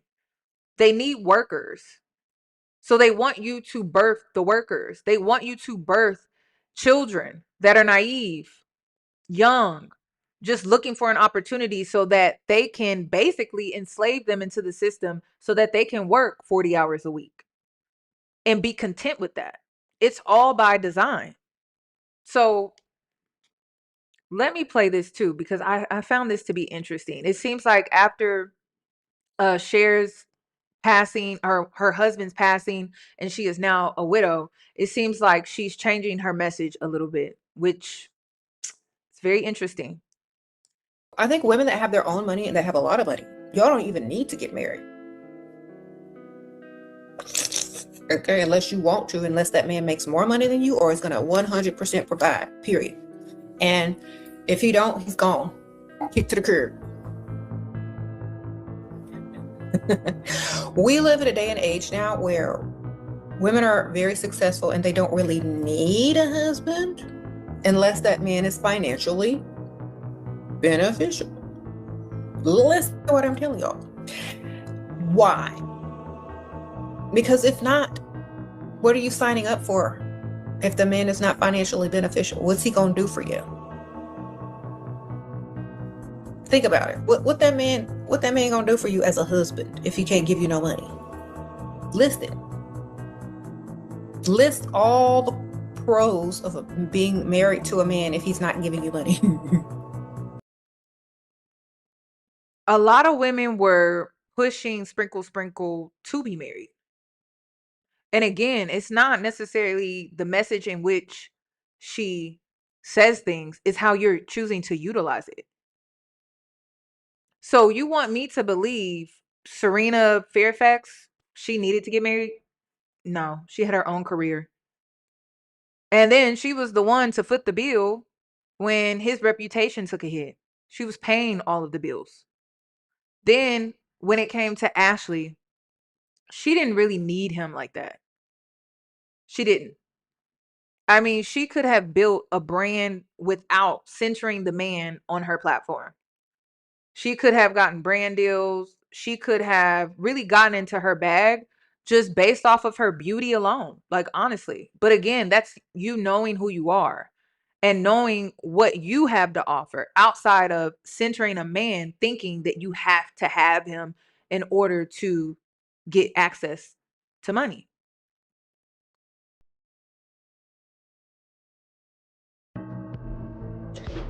I don't see none. Exactly. And men have the nerve to ask what a woman brings to the table. Boy, if you don't get up out of here.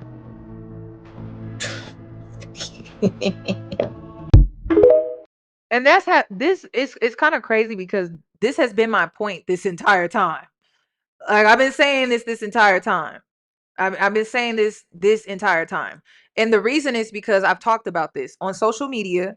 Women are stuck at the victim stage in their journey, or they're stuck at the analyst stage in their journey, or they may be caught between the two, victim and analyst. The victim stage is you're wounded. Who wounded you? A man or men.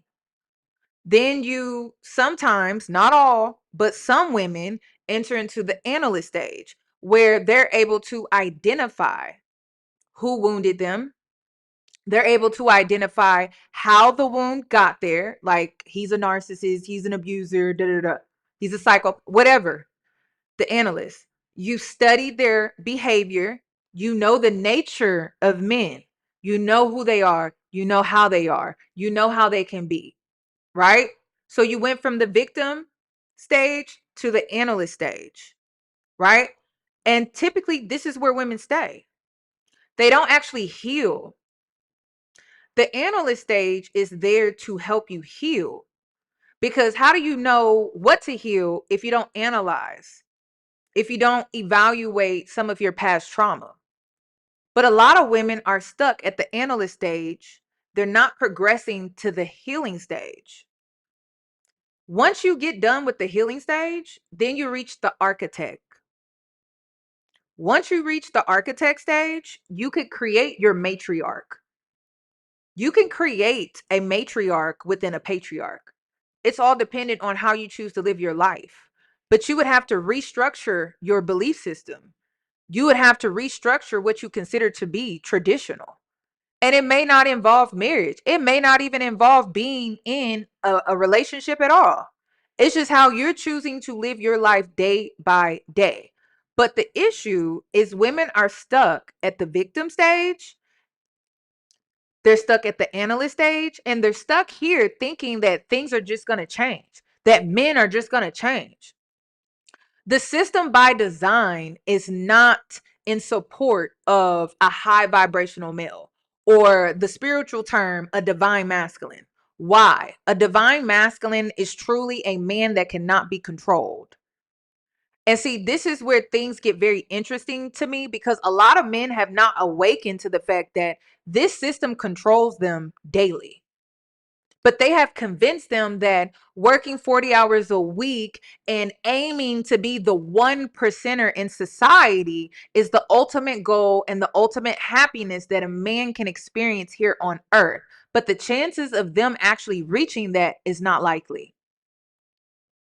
So in return, these men get mad, they get frustrated, and then they tend to take it out on us, because that's the only time that they feel like they have some type of power or they are some type of leader, is when they suppress us and control us. And it's because the system controls them. So because I awaken to this understanding that the system by design is to create a low vibrational male, not a divine masculine, a low vibrational male, the chances of most women meeting a healthy man with integrity that is also financially stable may not be all that likely. Because the system by design does not support that. It supports men that will be controlled. Why? So that they work. Or they can get them into the system. So prison.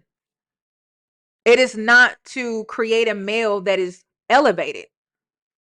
And then this system is not designed to create an elevated woman either.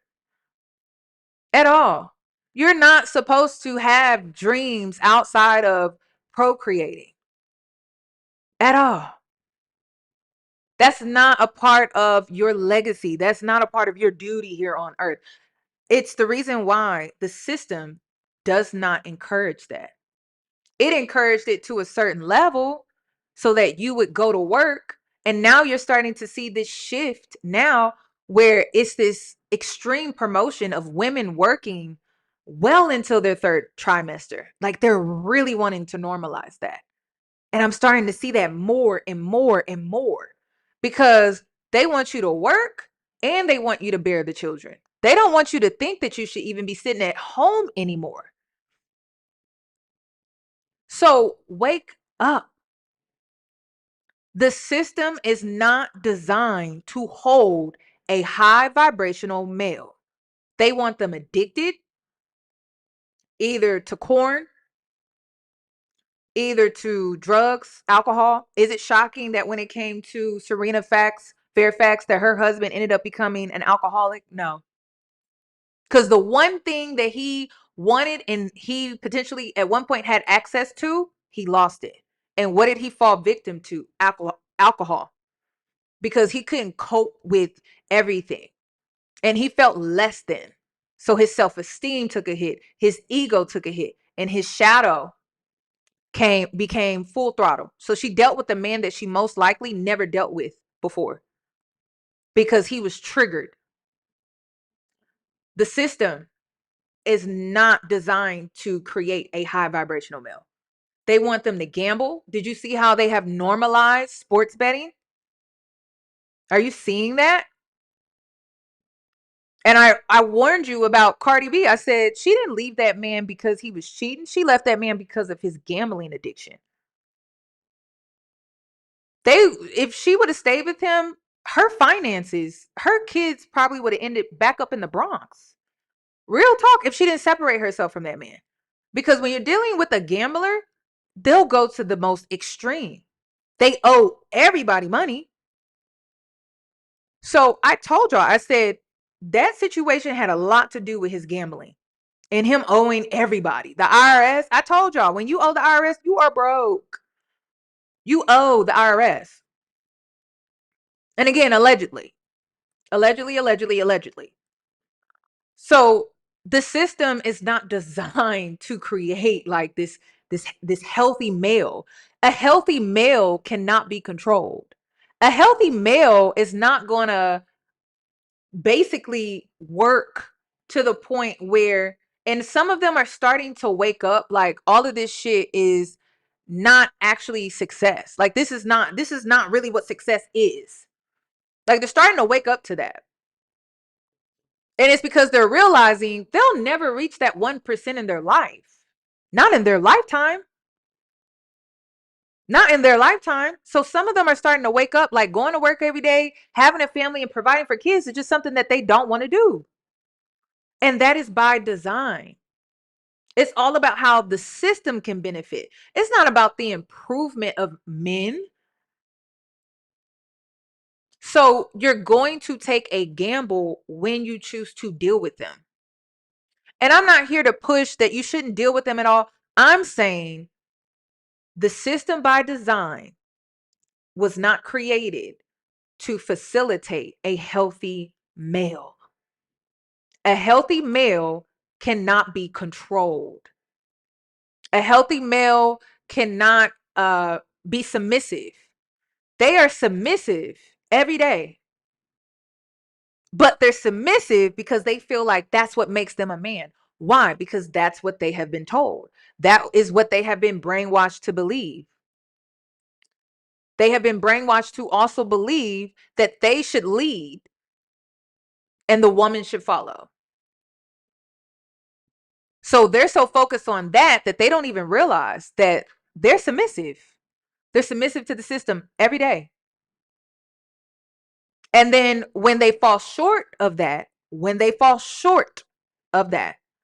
they revert to an addiction. Corn, gambling, any addiction. Hell, you see them on the game a lot. You see them play video games. So my point is, when I say all of this, when you go from the victim stage and then you enter into the analyst stage, you start to break down what happened to you. You start to identify that you are wounded, that you are actually a victim, and you start to study men, their behavior, their nature. You start to understand who they really are, not the fantasy that you grew up believing, but who they really are. You learn that in the analyst stage. Most women stop here. Most women go in between victim and analyst. The next step is to heal. You have to heal. You can't keep identifying the wound over and over and over again, because now you're creating an identity of trauma. And that's not your identity. So to know who you really are, you have to heal. You have to heal. You have to heal from the past trauma. You can't keep saying, this is what happened to me. This person did it. This man did it. These men did it. Oh, you have to eventually get to a place of healing. Then you can create the life that you want. And this time better than before. Why? You're wiser. You're smarter. If you analyzed men enough to the point where you had an awakening, like myself, where I'm just like, well, this system doesn't even support healthy men. They can't be controlled if they're healthy. When you start to awaken to that, then you can create a life that makes sense to you at this level. So that means you build a life that's smarter. That means you become a situational woman. That means you move strategically. You do things completely different. So what I would like to see is women eventually get to this stage of the architect. I call it the architect. It has a lot to do with the work that I do on my Patreon, but that's when you get to co-create the life that you want. And it comes with protection, which is the most important part. Finances, that comes with it as well. But the healing stage, you have to do your shadow work. When you do your shadow work, it's so much easier to co-create. When you don't do the shadow work, it's slow, it's dragged out, and it just takes forever. So if you're wanting blessings to come in, if you're wanting to manifest this, and you didn't do your homework, like shadow work, it's going to be a drag. It's going to be very slow. Get to the other side, which is the architect. And again, you have to build a life where you are protected. It may mean taking defense classes. It may mean going and getting a gun registered by the state. You're smarter now, but you can't just stay at that phase where you just want to analyze and analyze. Men are not going to change, and the system is designed for them not to, because if they change, they cannot be controlled. And if they cannot be controlled, then the system collapses. Okay? So another thing that I want to point out too, be careful of chasing this financial luxury status life, because it can create an entrapment. There's another fave of yours. I'm not going to speak no names, but if you are in Patreon, I talked a little bit about it, that when you're such in a rush to marry and you're such in a rush to present this relationship to social media as the ideal relationship, or as the ideal marriage, or as this souvenir for my message has some legitimacy now, or my message is the one and true message. When you get in that rush of wanting to put your relationship out here and at least go through the first 2 years of marriage, it creates an entrapment. Now you have centered this man when it comes to your brand, which I don't recommend. And now with you centering that man when it comes to your brand, he can weaponize that, creating that entrapment. So publicly, public facing, you may look like you have the perfect relationship, but on the low, you may feel trapped. Because now you created this brand and you have centered this man so much to the point where you're afraid to leave. Or maybe egotistically, you don't want to leave because you don't want to have to deal with the naysayers. You don't want to have to deal with all of these outside opinions. But again, you somewhat did that to yourself, because you put the relationship out here. You centered the relationship. You used it as this souvenir for people or women to take on your message. And now you're trapped. So be careful about that. I see women rushing down the altar, rushing to post to social media. Be careful. Okay. Another thing that I want to talk about too was that, we see these wealthy influencers, or we see these wealthy, high status professionals, but sometimes I see radical isolation. Because when you keep posting this picture perfect relationship, and you're putting it out here to the public, and people keep calling your relationship couple goals, couple goals, couple goals. And if things are not really going the way that you had planned, it creates radical isolation. You have no one that you can really talk to. You have no one that you can confide in. You have no one that can really support you. So you have to be careful about that, because sometimes I see radical isolation with these women. We can say Queen Naija, but she may be engaged now.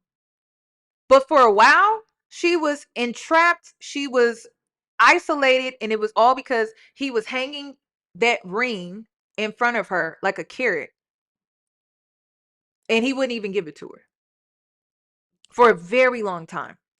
So be careful about wanting to put your relationship on social media. So when it comes to Cerina, she was struggling with her estranged husband, refusing to leave her home or contribute financially. So she was isolated. She was so isolated that she didn't leave the home, but she felt like it was necessary for her to put up cameras in her home. That's radical isolation. Ashlee, she was in a foreign land, physically isolated from her support system. That is radical isolation. Also, when it comes to this rich girl, successful woman paradox, uh like, you can have everything, but if you are spiritually or physically unsafe in your own home or relationship, you are in a state of absolute poverty, because you're not safe. And this is survival mode. I don't care how many Chanel bags that you have in your closet. I don't care that you live in a 5-bedroom house. I don't care that you have a high rise. None of that matters, because you are in survival mode. So you can have the rich girl aesthetic, you can have the black girl looks, you can have all of that, but you're in survival mode because you're not spiritually or physically safe at all. And again, it's so there's a heavy bittersweet when it comes to this conversation, you all, because I'm a woman. I'm a woman, and I would like the happily ever after. I would like to live a whimsical life. It's really not these women's fault. It's not. It's really not their fault. So them wanting this life, it's not bad. It's just sometimes it comes with a heavy cost. So both of their stories, this happily ever after image was a burden to them. Both stories involved like a desperate attempt to protect the family unit or the ideal life. One of the most heartbreaking things that I learned from this story was realizing that, and let me say allegedly, that when it came to Serena Fairfax, she somewhat still protected him. She somewhat still had empathy for the man that she had to put cameras up in her house for. She wasn't trying to ruin him. He had already been ruined. She wasn't trying to beat him down more. She just wanted freedom. That's it. She just wanted freedom. So that's another heartbreaking part about this situation. Serena wanted to keep the family home.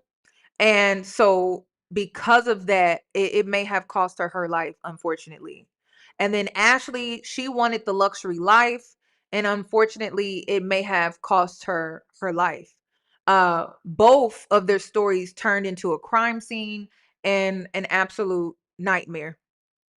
So leading up to both tragedies, they experienced most likely extreme loneliness of being a high status woman. And that's another thing, is that we only put women on a pedestal that are high status when they're partnered. We tend to demonize, or we tend to negatively create negative stereotypes for women that are single and high status women. So let's also keep that in mind, because they may have felt like they had to perform the perfect couple for the life. or society's expectations of being a high status woman, to be paired, to be partner. Or when it comes to Serena Fairfax, it was all about the ultimate legacy, right? Lieutenant governor's wife, being in a high profile political marriage. That's serious. So some of these women may have felt somewhat forced, maybe heavily influenced because of society and the social expectations that tend to be attached to women that are respected within their high status of womanhood. That is something that we also have to consider. So this may have caused them to once again self-abandon and isolate. Most people probably didn't even, if they would have came to them, and I've even been in a situation like this, most women, or the women in the situation that I'm referring to, that if they went and complained about their marriage or about their relationship, most wouldn't even have empathy or sympathy for them because of the lifestyle that they have and the public facing image that they have created. So again, it created that isolation. They weren't just victims of men, they were also victims of social expectations. Then another thing that I saw, okay, this was huge. There was a double mirror, okay, between both of these two women and their stories. So their partners mirrored a false version of love to them, while the women were mirroring a standard of perfection, which again had a lot to do with social standards and expectations. I mean, a lot of women, I deal with this a lot. I'm single. I have made a very great life for myself, but no one cares about that because I'm not partnered. So when we talk about these two women, right? And we talk about, well, she's dumb for this, or she's stupid for this, or she should have left, she should have done this, da, da, da, da, da, and she's just a pick me, and she's just this, and she's just that. But most women don't even get respect if they're not partnered. Your accomplishments, your accolades, your education, none of that matters because you're not partnered. So to just make it seem like it was just about the lifestyle, that's unfair to say. That's unfair to assume. That's just unfair. Some women give into that. The worst relationship I ever was in my entire life all came down to because I allowed outside influence. I ended up in a very abusive relationship. I gave in to the pressure of my family. I gave in to the rumors of people basically saying I'm a lesbian. I gave into the judgment, the criticism, the negative assumptions about me being worthy. But all of that went away when I got into the most abusive relationship of my life. No more judgment. No more extreme influencing coming from people that had all of these negative things to say about me because I wasn't partnered. I didn't have to worry about that anymore. And I was in the worst relationship of my life. Also, another mirror that really stuck out to me when it comes to these two women and their stories, both women were at their safest points on paper. You have a beautiful engagement that took place on Instagram, a finalized divorce and court order when the danger actually happened. And see, this is the crack in the sprinkle life that tends to not get enough attention. I'm not saying that you can't have the sprinkle life, but I'm going to repeat myself again. The safety mirror that both of these women showed within their story, both women were at their safest points on paper. An engagement and a finalized divorce, court ordered, when the danger actually peaked. That's the crack. That needs to be talked about. That needs to be addressed. We can't keep talking about these just things that we want as women if we don't also talk about the cons, the shadows, the darkness that tends to come with just dealing with men, period. Just interacting with them, just being around them. So be careful about that. Also, another mirror that I saw within both of these stories was the high value mirror. Being high value, successful, beautiful, wealthy did not protect them. And in my opinion, it seems like it only protects the men.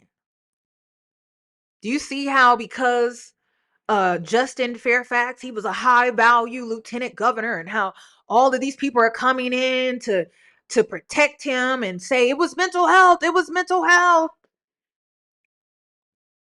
And the only reason Joe McCann is somewhat being held accountable is because they want to scare black women out of dating out of their race. You see, this is what happens when you date out of your race. As if we're not being unalived. Hell, our children are being unalived. I just heard about the mass shooting. So they're trying to scare us. So the reason why they're not protecting Joe is simply because he was with a dark-skinned black woman that was beautiful, gorgeous, breathtaking. Breathtaking.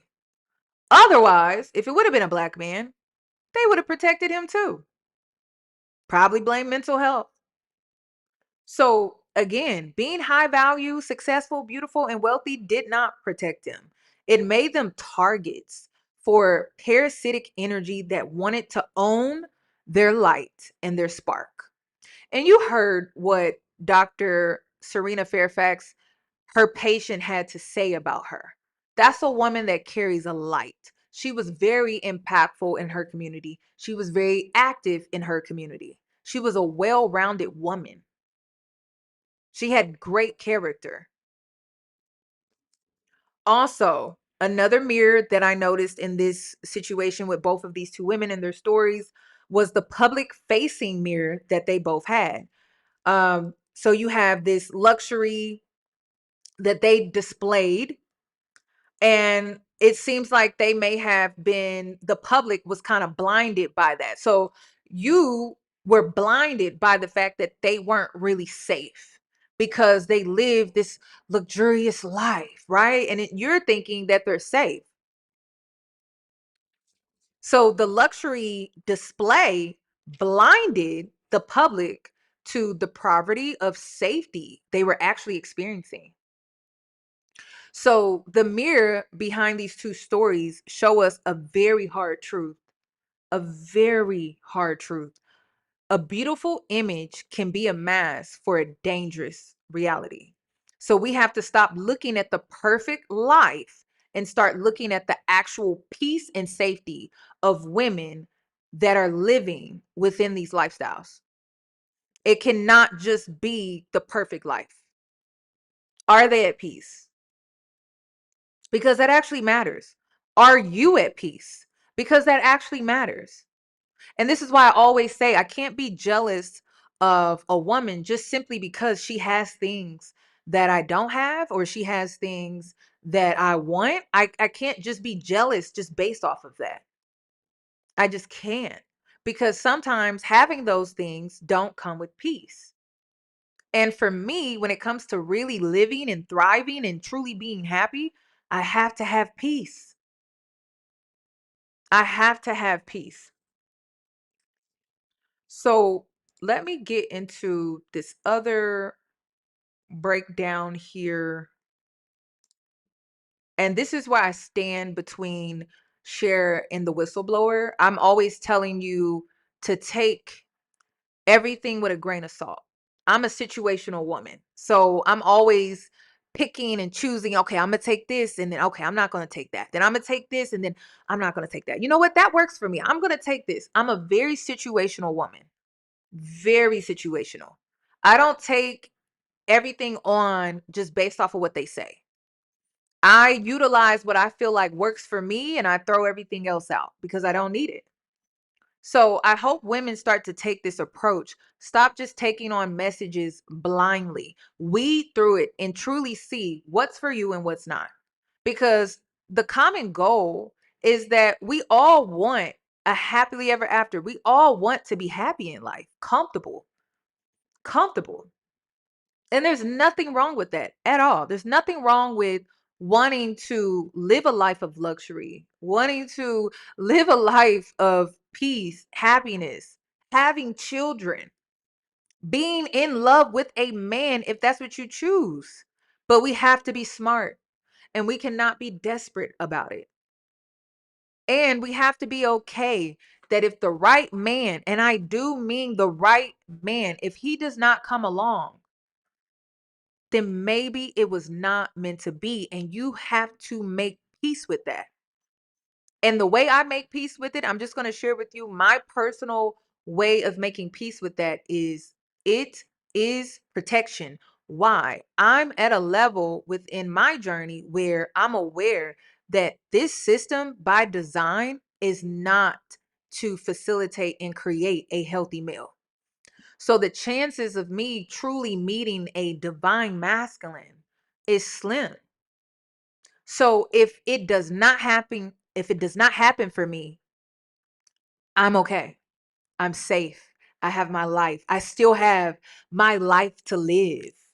I still have joy to experience. So that's how I make peace with it. I truly believe it is protection. If I don't become a mother, I still truly believe it is protection. Because this world and raising kids in it, it's not easy. I've been seeing stories on social media about uh, a kid got a FaceTime on their iPad and they thought that it was their dad, and it wasn't. It was AI, and it was trying to get them to come outside. That's scary. So if I don't have children, I really do think that I'm being protected. So let me play this and then I'm going to wrap it up. Dr. Jenae, what are your thoughts around the spiritual whistleblower and Shira 7 controversy?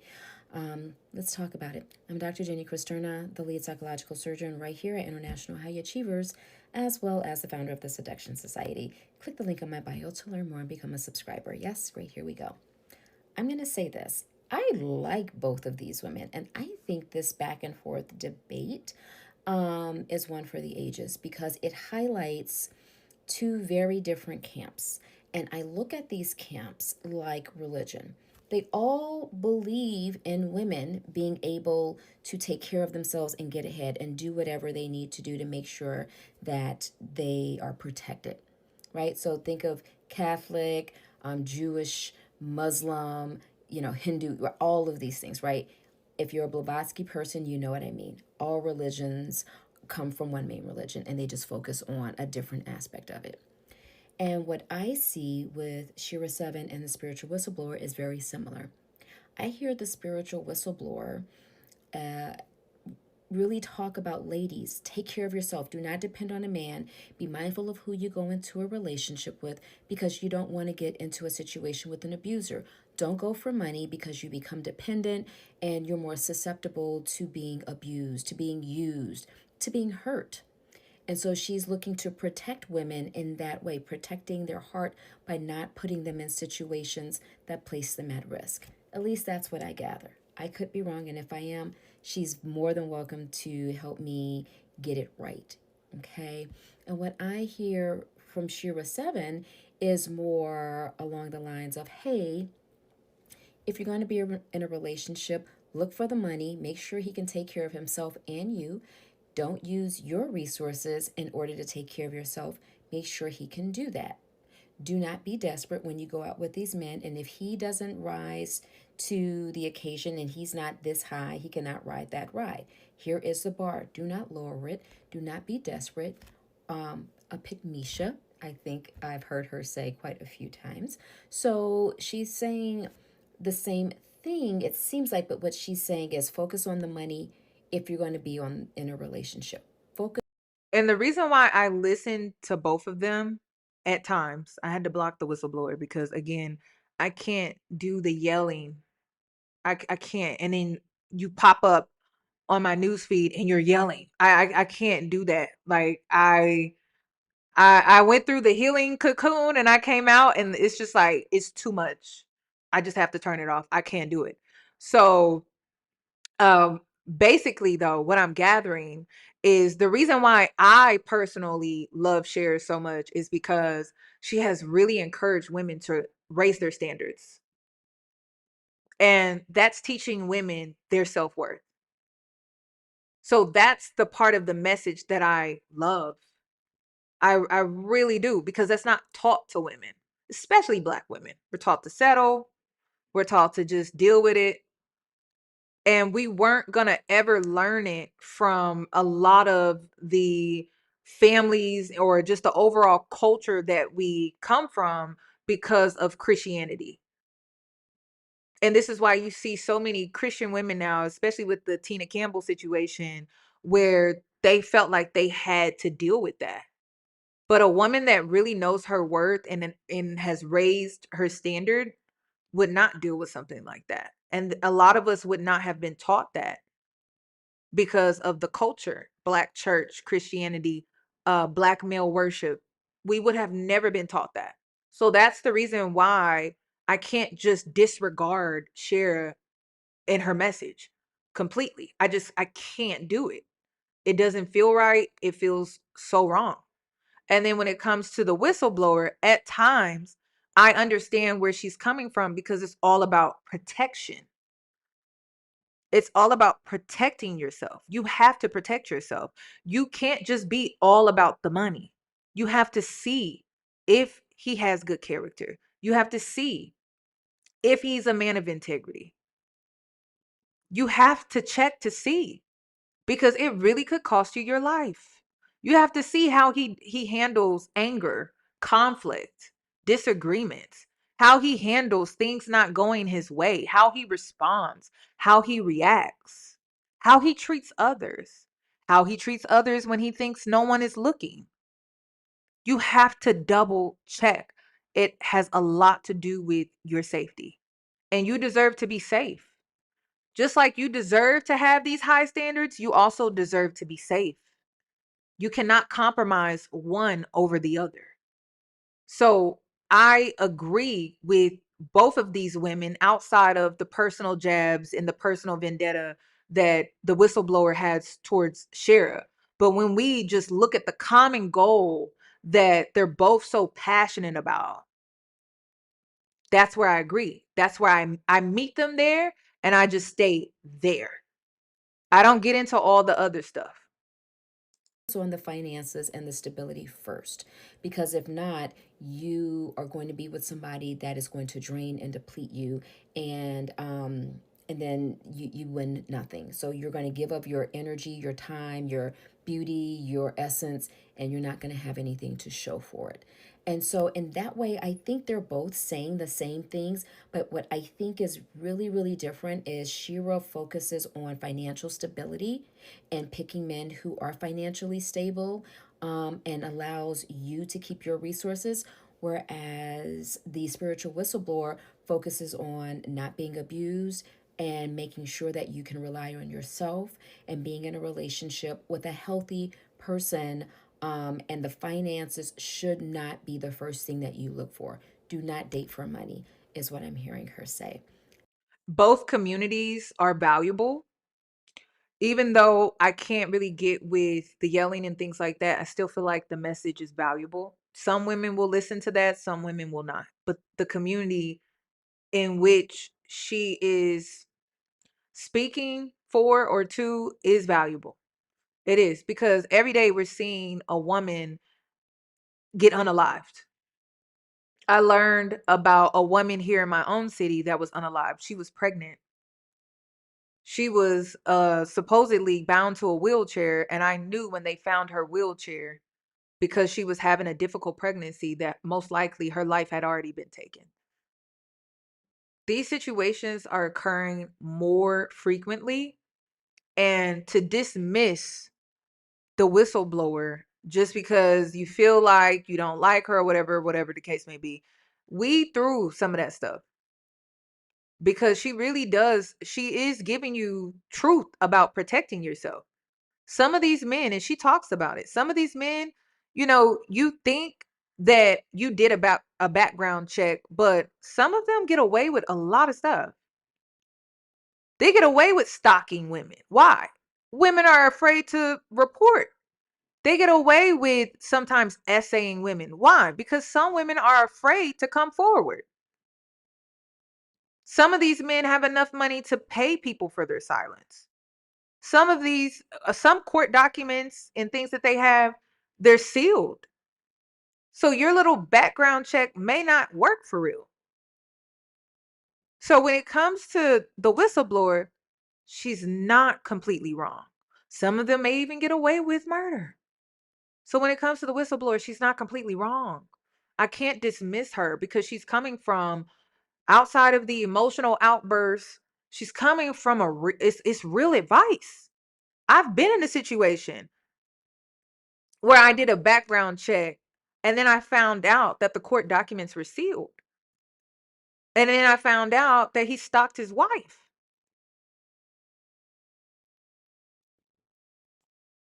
So you have to be careful.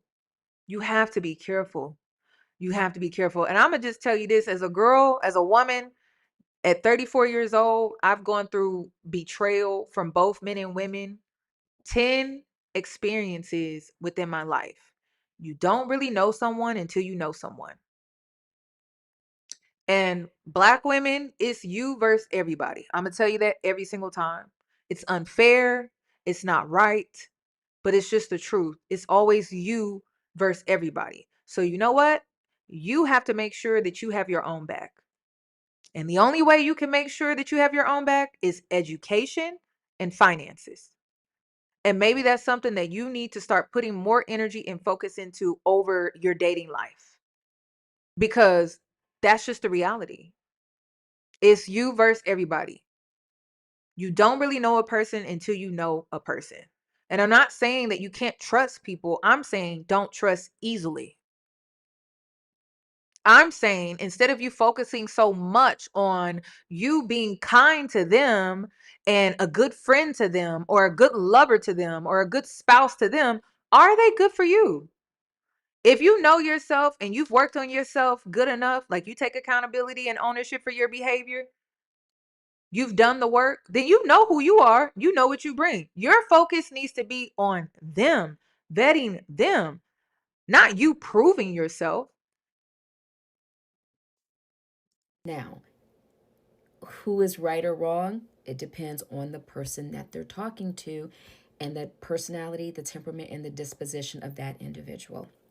If you're pretty sturdy and you're focused in the security area, financial security and abundance space, then you're probably going to fall in line with Shira 7, especially if you've had your heart broken and you've walked away at a loss, at a disadvantage, and you want to learn how to date for security and you don't want to be screwed over, so to speak. I'm going to tell you to always take in both. Not necessarily the whistleblower. There are other women out here that talk about safety. I talk about safety a lot. I talk about manipulation. I talk about how to protect yourself. I talk about that a lot. And this is why. I'm going to tell you to listen to both because it just covers you as a woman. And you need that. You need to hear different perspectives. You need your perspective to be challenged. You need that. You need to think outside of the box. So in order for you to think outside of the box, you have to be challenged in your way of thinking. So I may not be the creator for you. It may be a different creator that challenges you in that way. Just take on both angles when it comes to this conversation. High standards, protection. Okay? That's all I'm saying. That's all I'm asking. That's more of a Shira 7 type of person. Like, how do I get my needs met? It seems to me like the spiritual whistleblower is the type of person that's saying, don't date unhealthy people. I don't care how much money they have, it is never going to be worth it. So, date for love, make sure that they're safe, that they're secure, and that they are who they say they are. Because if you get into a situation and it is abusive, you will have a very difficult time getting out. So don't focus on the money, because money isn't everything. Focus on the goodness of a person, focus on making sure that you're safe, and don't fall for the smoke and mirrors kind of thing, because men will lie. And I think both Shira 7 and the spiritual whistleblower agree on that.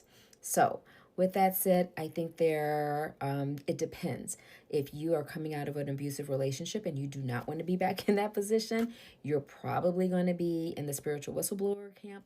If you are focused on security, financial security, and you are open to being with somebody who can provide you that, you don't necessarily need love, then you're probably going to be more in the Shira 7 camp. So it depends on the individual. I don't see either of them as being wrong, but what I will say, with both of them, I will agree with the spiritual. And I'm gonna be real with y'all. I decided not to date at all. I'm always ugly. I'm just being honest. Every time I date a man, I'm ugly as fuck. So I look so fucking good when I'm single. I look amazing when I'm single. But when there's a man next beside me, I have inflammation in my body. And it don't matter how much money he got. I just have inflammation. I just have inflammation. I don't know what woman needs to hear that, but I don't like how I have to compromise my beauty just to be with a man. I hate it. I don't like it. I be ugly as hell, y'all. For real, for real. Everyone talks about losing your spark after a baby, losing your spark. I lose my spark after getting a man, like clockwork. I have photos to show. And it's so crazy. It's almost like you look back and you're like, oh my God, damn. No sparkle, no sparkles in the eyes, gaining weight, hormones off balance, out of whack. Hell, sometimes I have a menstrual cycle and sometimes I don't. My body is just negatively responding. Spirit negatively responding. No rest. I don't even know what that is. Stress. Stressed. So I don't feel like the money is worth it, you know? And there's no place that I want to be where it's just, to me, it would ever be worth it. It's just not worth it to me. I just feel like it's too much. It's just way too much. It's So it's not even about the money for me. It's about my sanity. It's about my mental health. It's about my spiritual well-being. I feel like I deserve more than just to settle for money or to just settle for love. Like it's not enough for me. And to be honest, I just feel like men don't do enough for me. They don't do enough. And I'm okay with that. They don't do enough. And then instead of them doing more, they want me to feel bad about my standards. And I don't feel bad about my standards at all.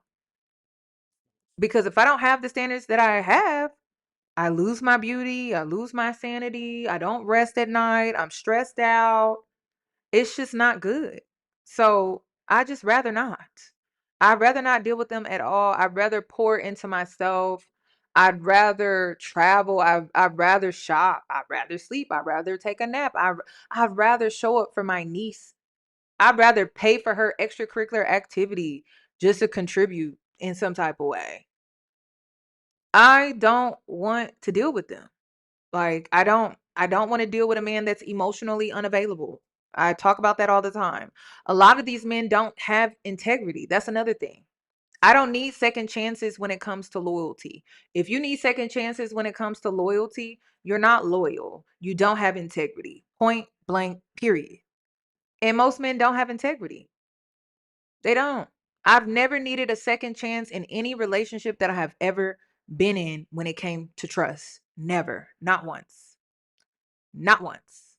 These men be needing second chances, third chances, four chances, five chances, and I don't have a chance to give. Not one. So I don't even want to deal with them at all. You got so much that you have to worry about. I live in Houston, Texas, Harris County. Every third person has an STD here. I don't have time for that. I look around I'm out and I'm looking around like, oh my God, one in every third person has an STD. It's crazy. So I just rather protect myself. There's just so much you got to worry about nowadays. It's just so much you have to worry about. So, make America great again, or make men better again, or make them better ever. I don't even know what to, maybe I'll date again. But until then, it's a hell no. I told my grandma, I said, I'm sorry, but it's a hell no. I'm not dealing with that. It's too stressful. Whistleblower, even if they have money, ladies, please be careful, because if you get in, it's very hard to get out. And that's just me working with people and women who were in DV cases where they were financially dependent on their spouses. But that is why I think Shira 7 is also saying don't use your resources. Save your money, and if you need it, you have it for whatever reason. Okay, so I think they're kind of saying the same thing. I think there's just a little more emphasis on financial stability with Shira and emotional safety with the spiritual whistleblower. So that's what I think. So it really depends on the person. So I chime in. I might have gotten it wrong because I don't listen to all of their videos, but when they come up, I find both of them dynamic. I think they're both beautiful. I think they're gorgeous. I think they're both very smart. I think they're extraordinarily resilient, and I adore them both. So I don't know either of them, but from the videos that I've seen, I think they are both forces to be reckoned with. And if I got any That's of what matters to me. their focus or their point was inaccurate, or if I was off or I need to clarify a few things, they're also welcome to chime in, of course. All right. So I hope this was helpful, my loves. It's been a long day here at the office. I got to get going. Bye. She's a really sweet lady. She's such a sweet lady, very kind. Um, that's really all I wanted to say. I'm seeing how women are dragging this creator on TikTok. I think her name is MJ, because she recently got engaged and she put it out here that women should never marry and things like that. I believe that you have the right to change your mind. Okay. But I'm not going to lie. Like, I've been seeing some of her old clips. I never watched her like that. She was really pushing it though. I mean, she was really saying, don't marry, don't marry. Men are the worst thing ever. Don't marry, don't marry. Men are the worst thing ever. Texas Garden Fairy. Yeah. Um, she has a right to change her mind, but she needs to be accountable for the influence in which she was putting out here and promoting with her message. So I'm going to tell you that you should live your life for yourself. Be smart in your choices. Be a situational woman. When you're situational, you're unpredictable. That protects you when it comes to manipulators, predators, or anyone that's trying to take advantage of you. You should be a chameleon. I know it's like this thing where it's like, oh, you shouldn't be a chameleon. You should be a chameleon, because if you're a chameleon, that means you're not predictable and you cannot easily be manipulated. So you need to be situational as hell. Even with me saying that I'm not dating, I'm really not dating. What I'm really saying is I'm not looking. I'm not looking. I'm focused on other things. I'm not looking. If I happen to meet someone that I actually feel like is worth my time, maybe. And it's a big maybe.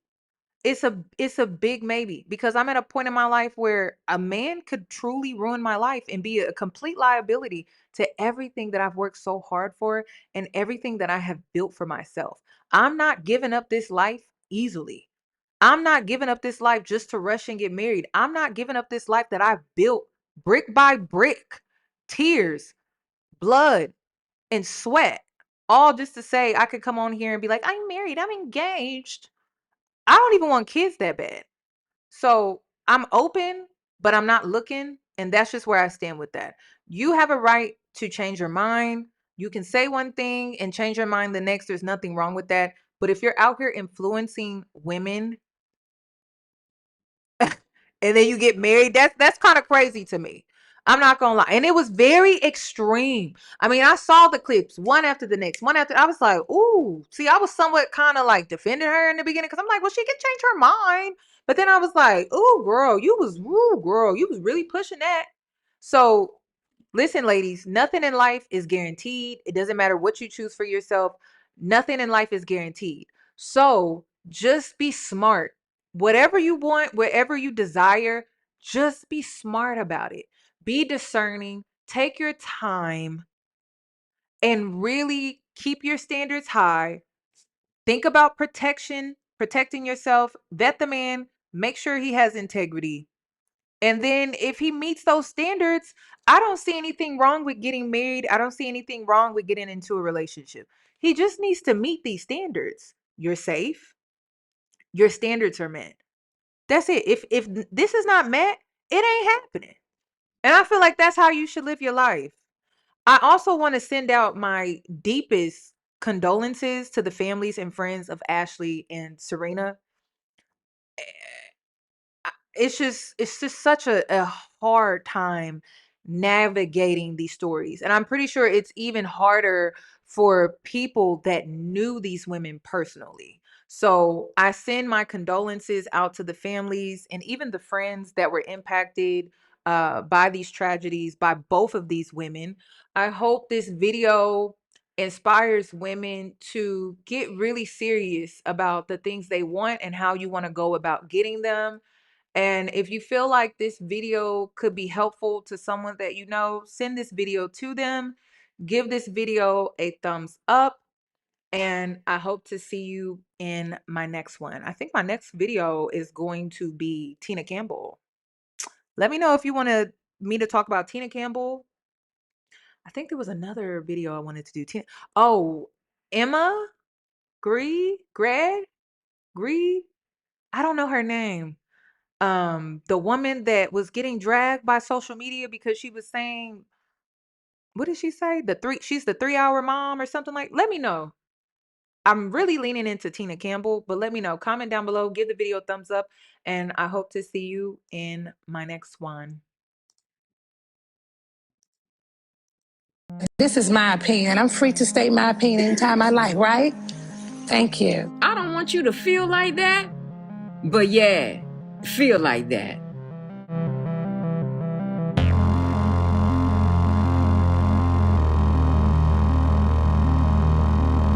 This is my opinion. I'm free to state my opinion anytime I like, right? Thank you. I don't want you to feel like that, but yeah, feel like that.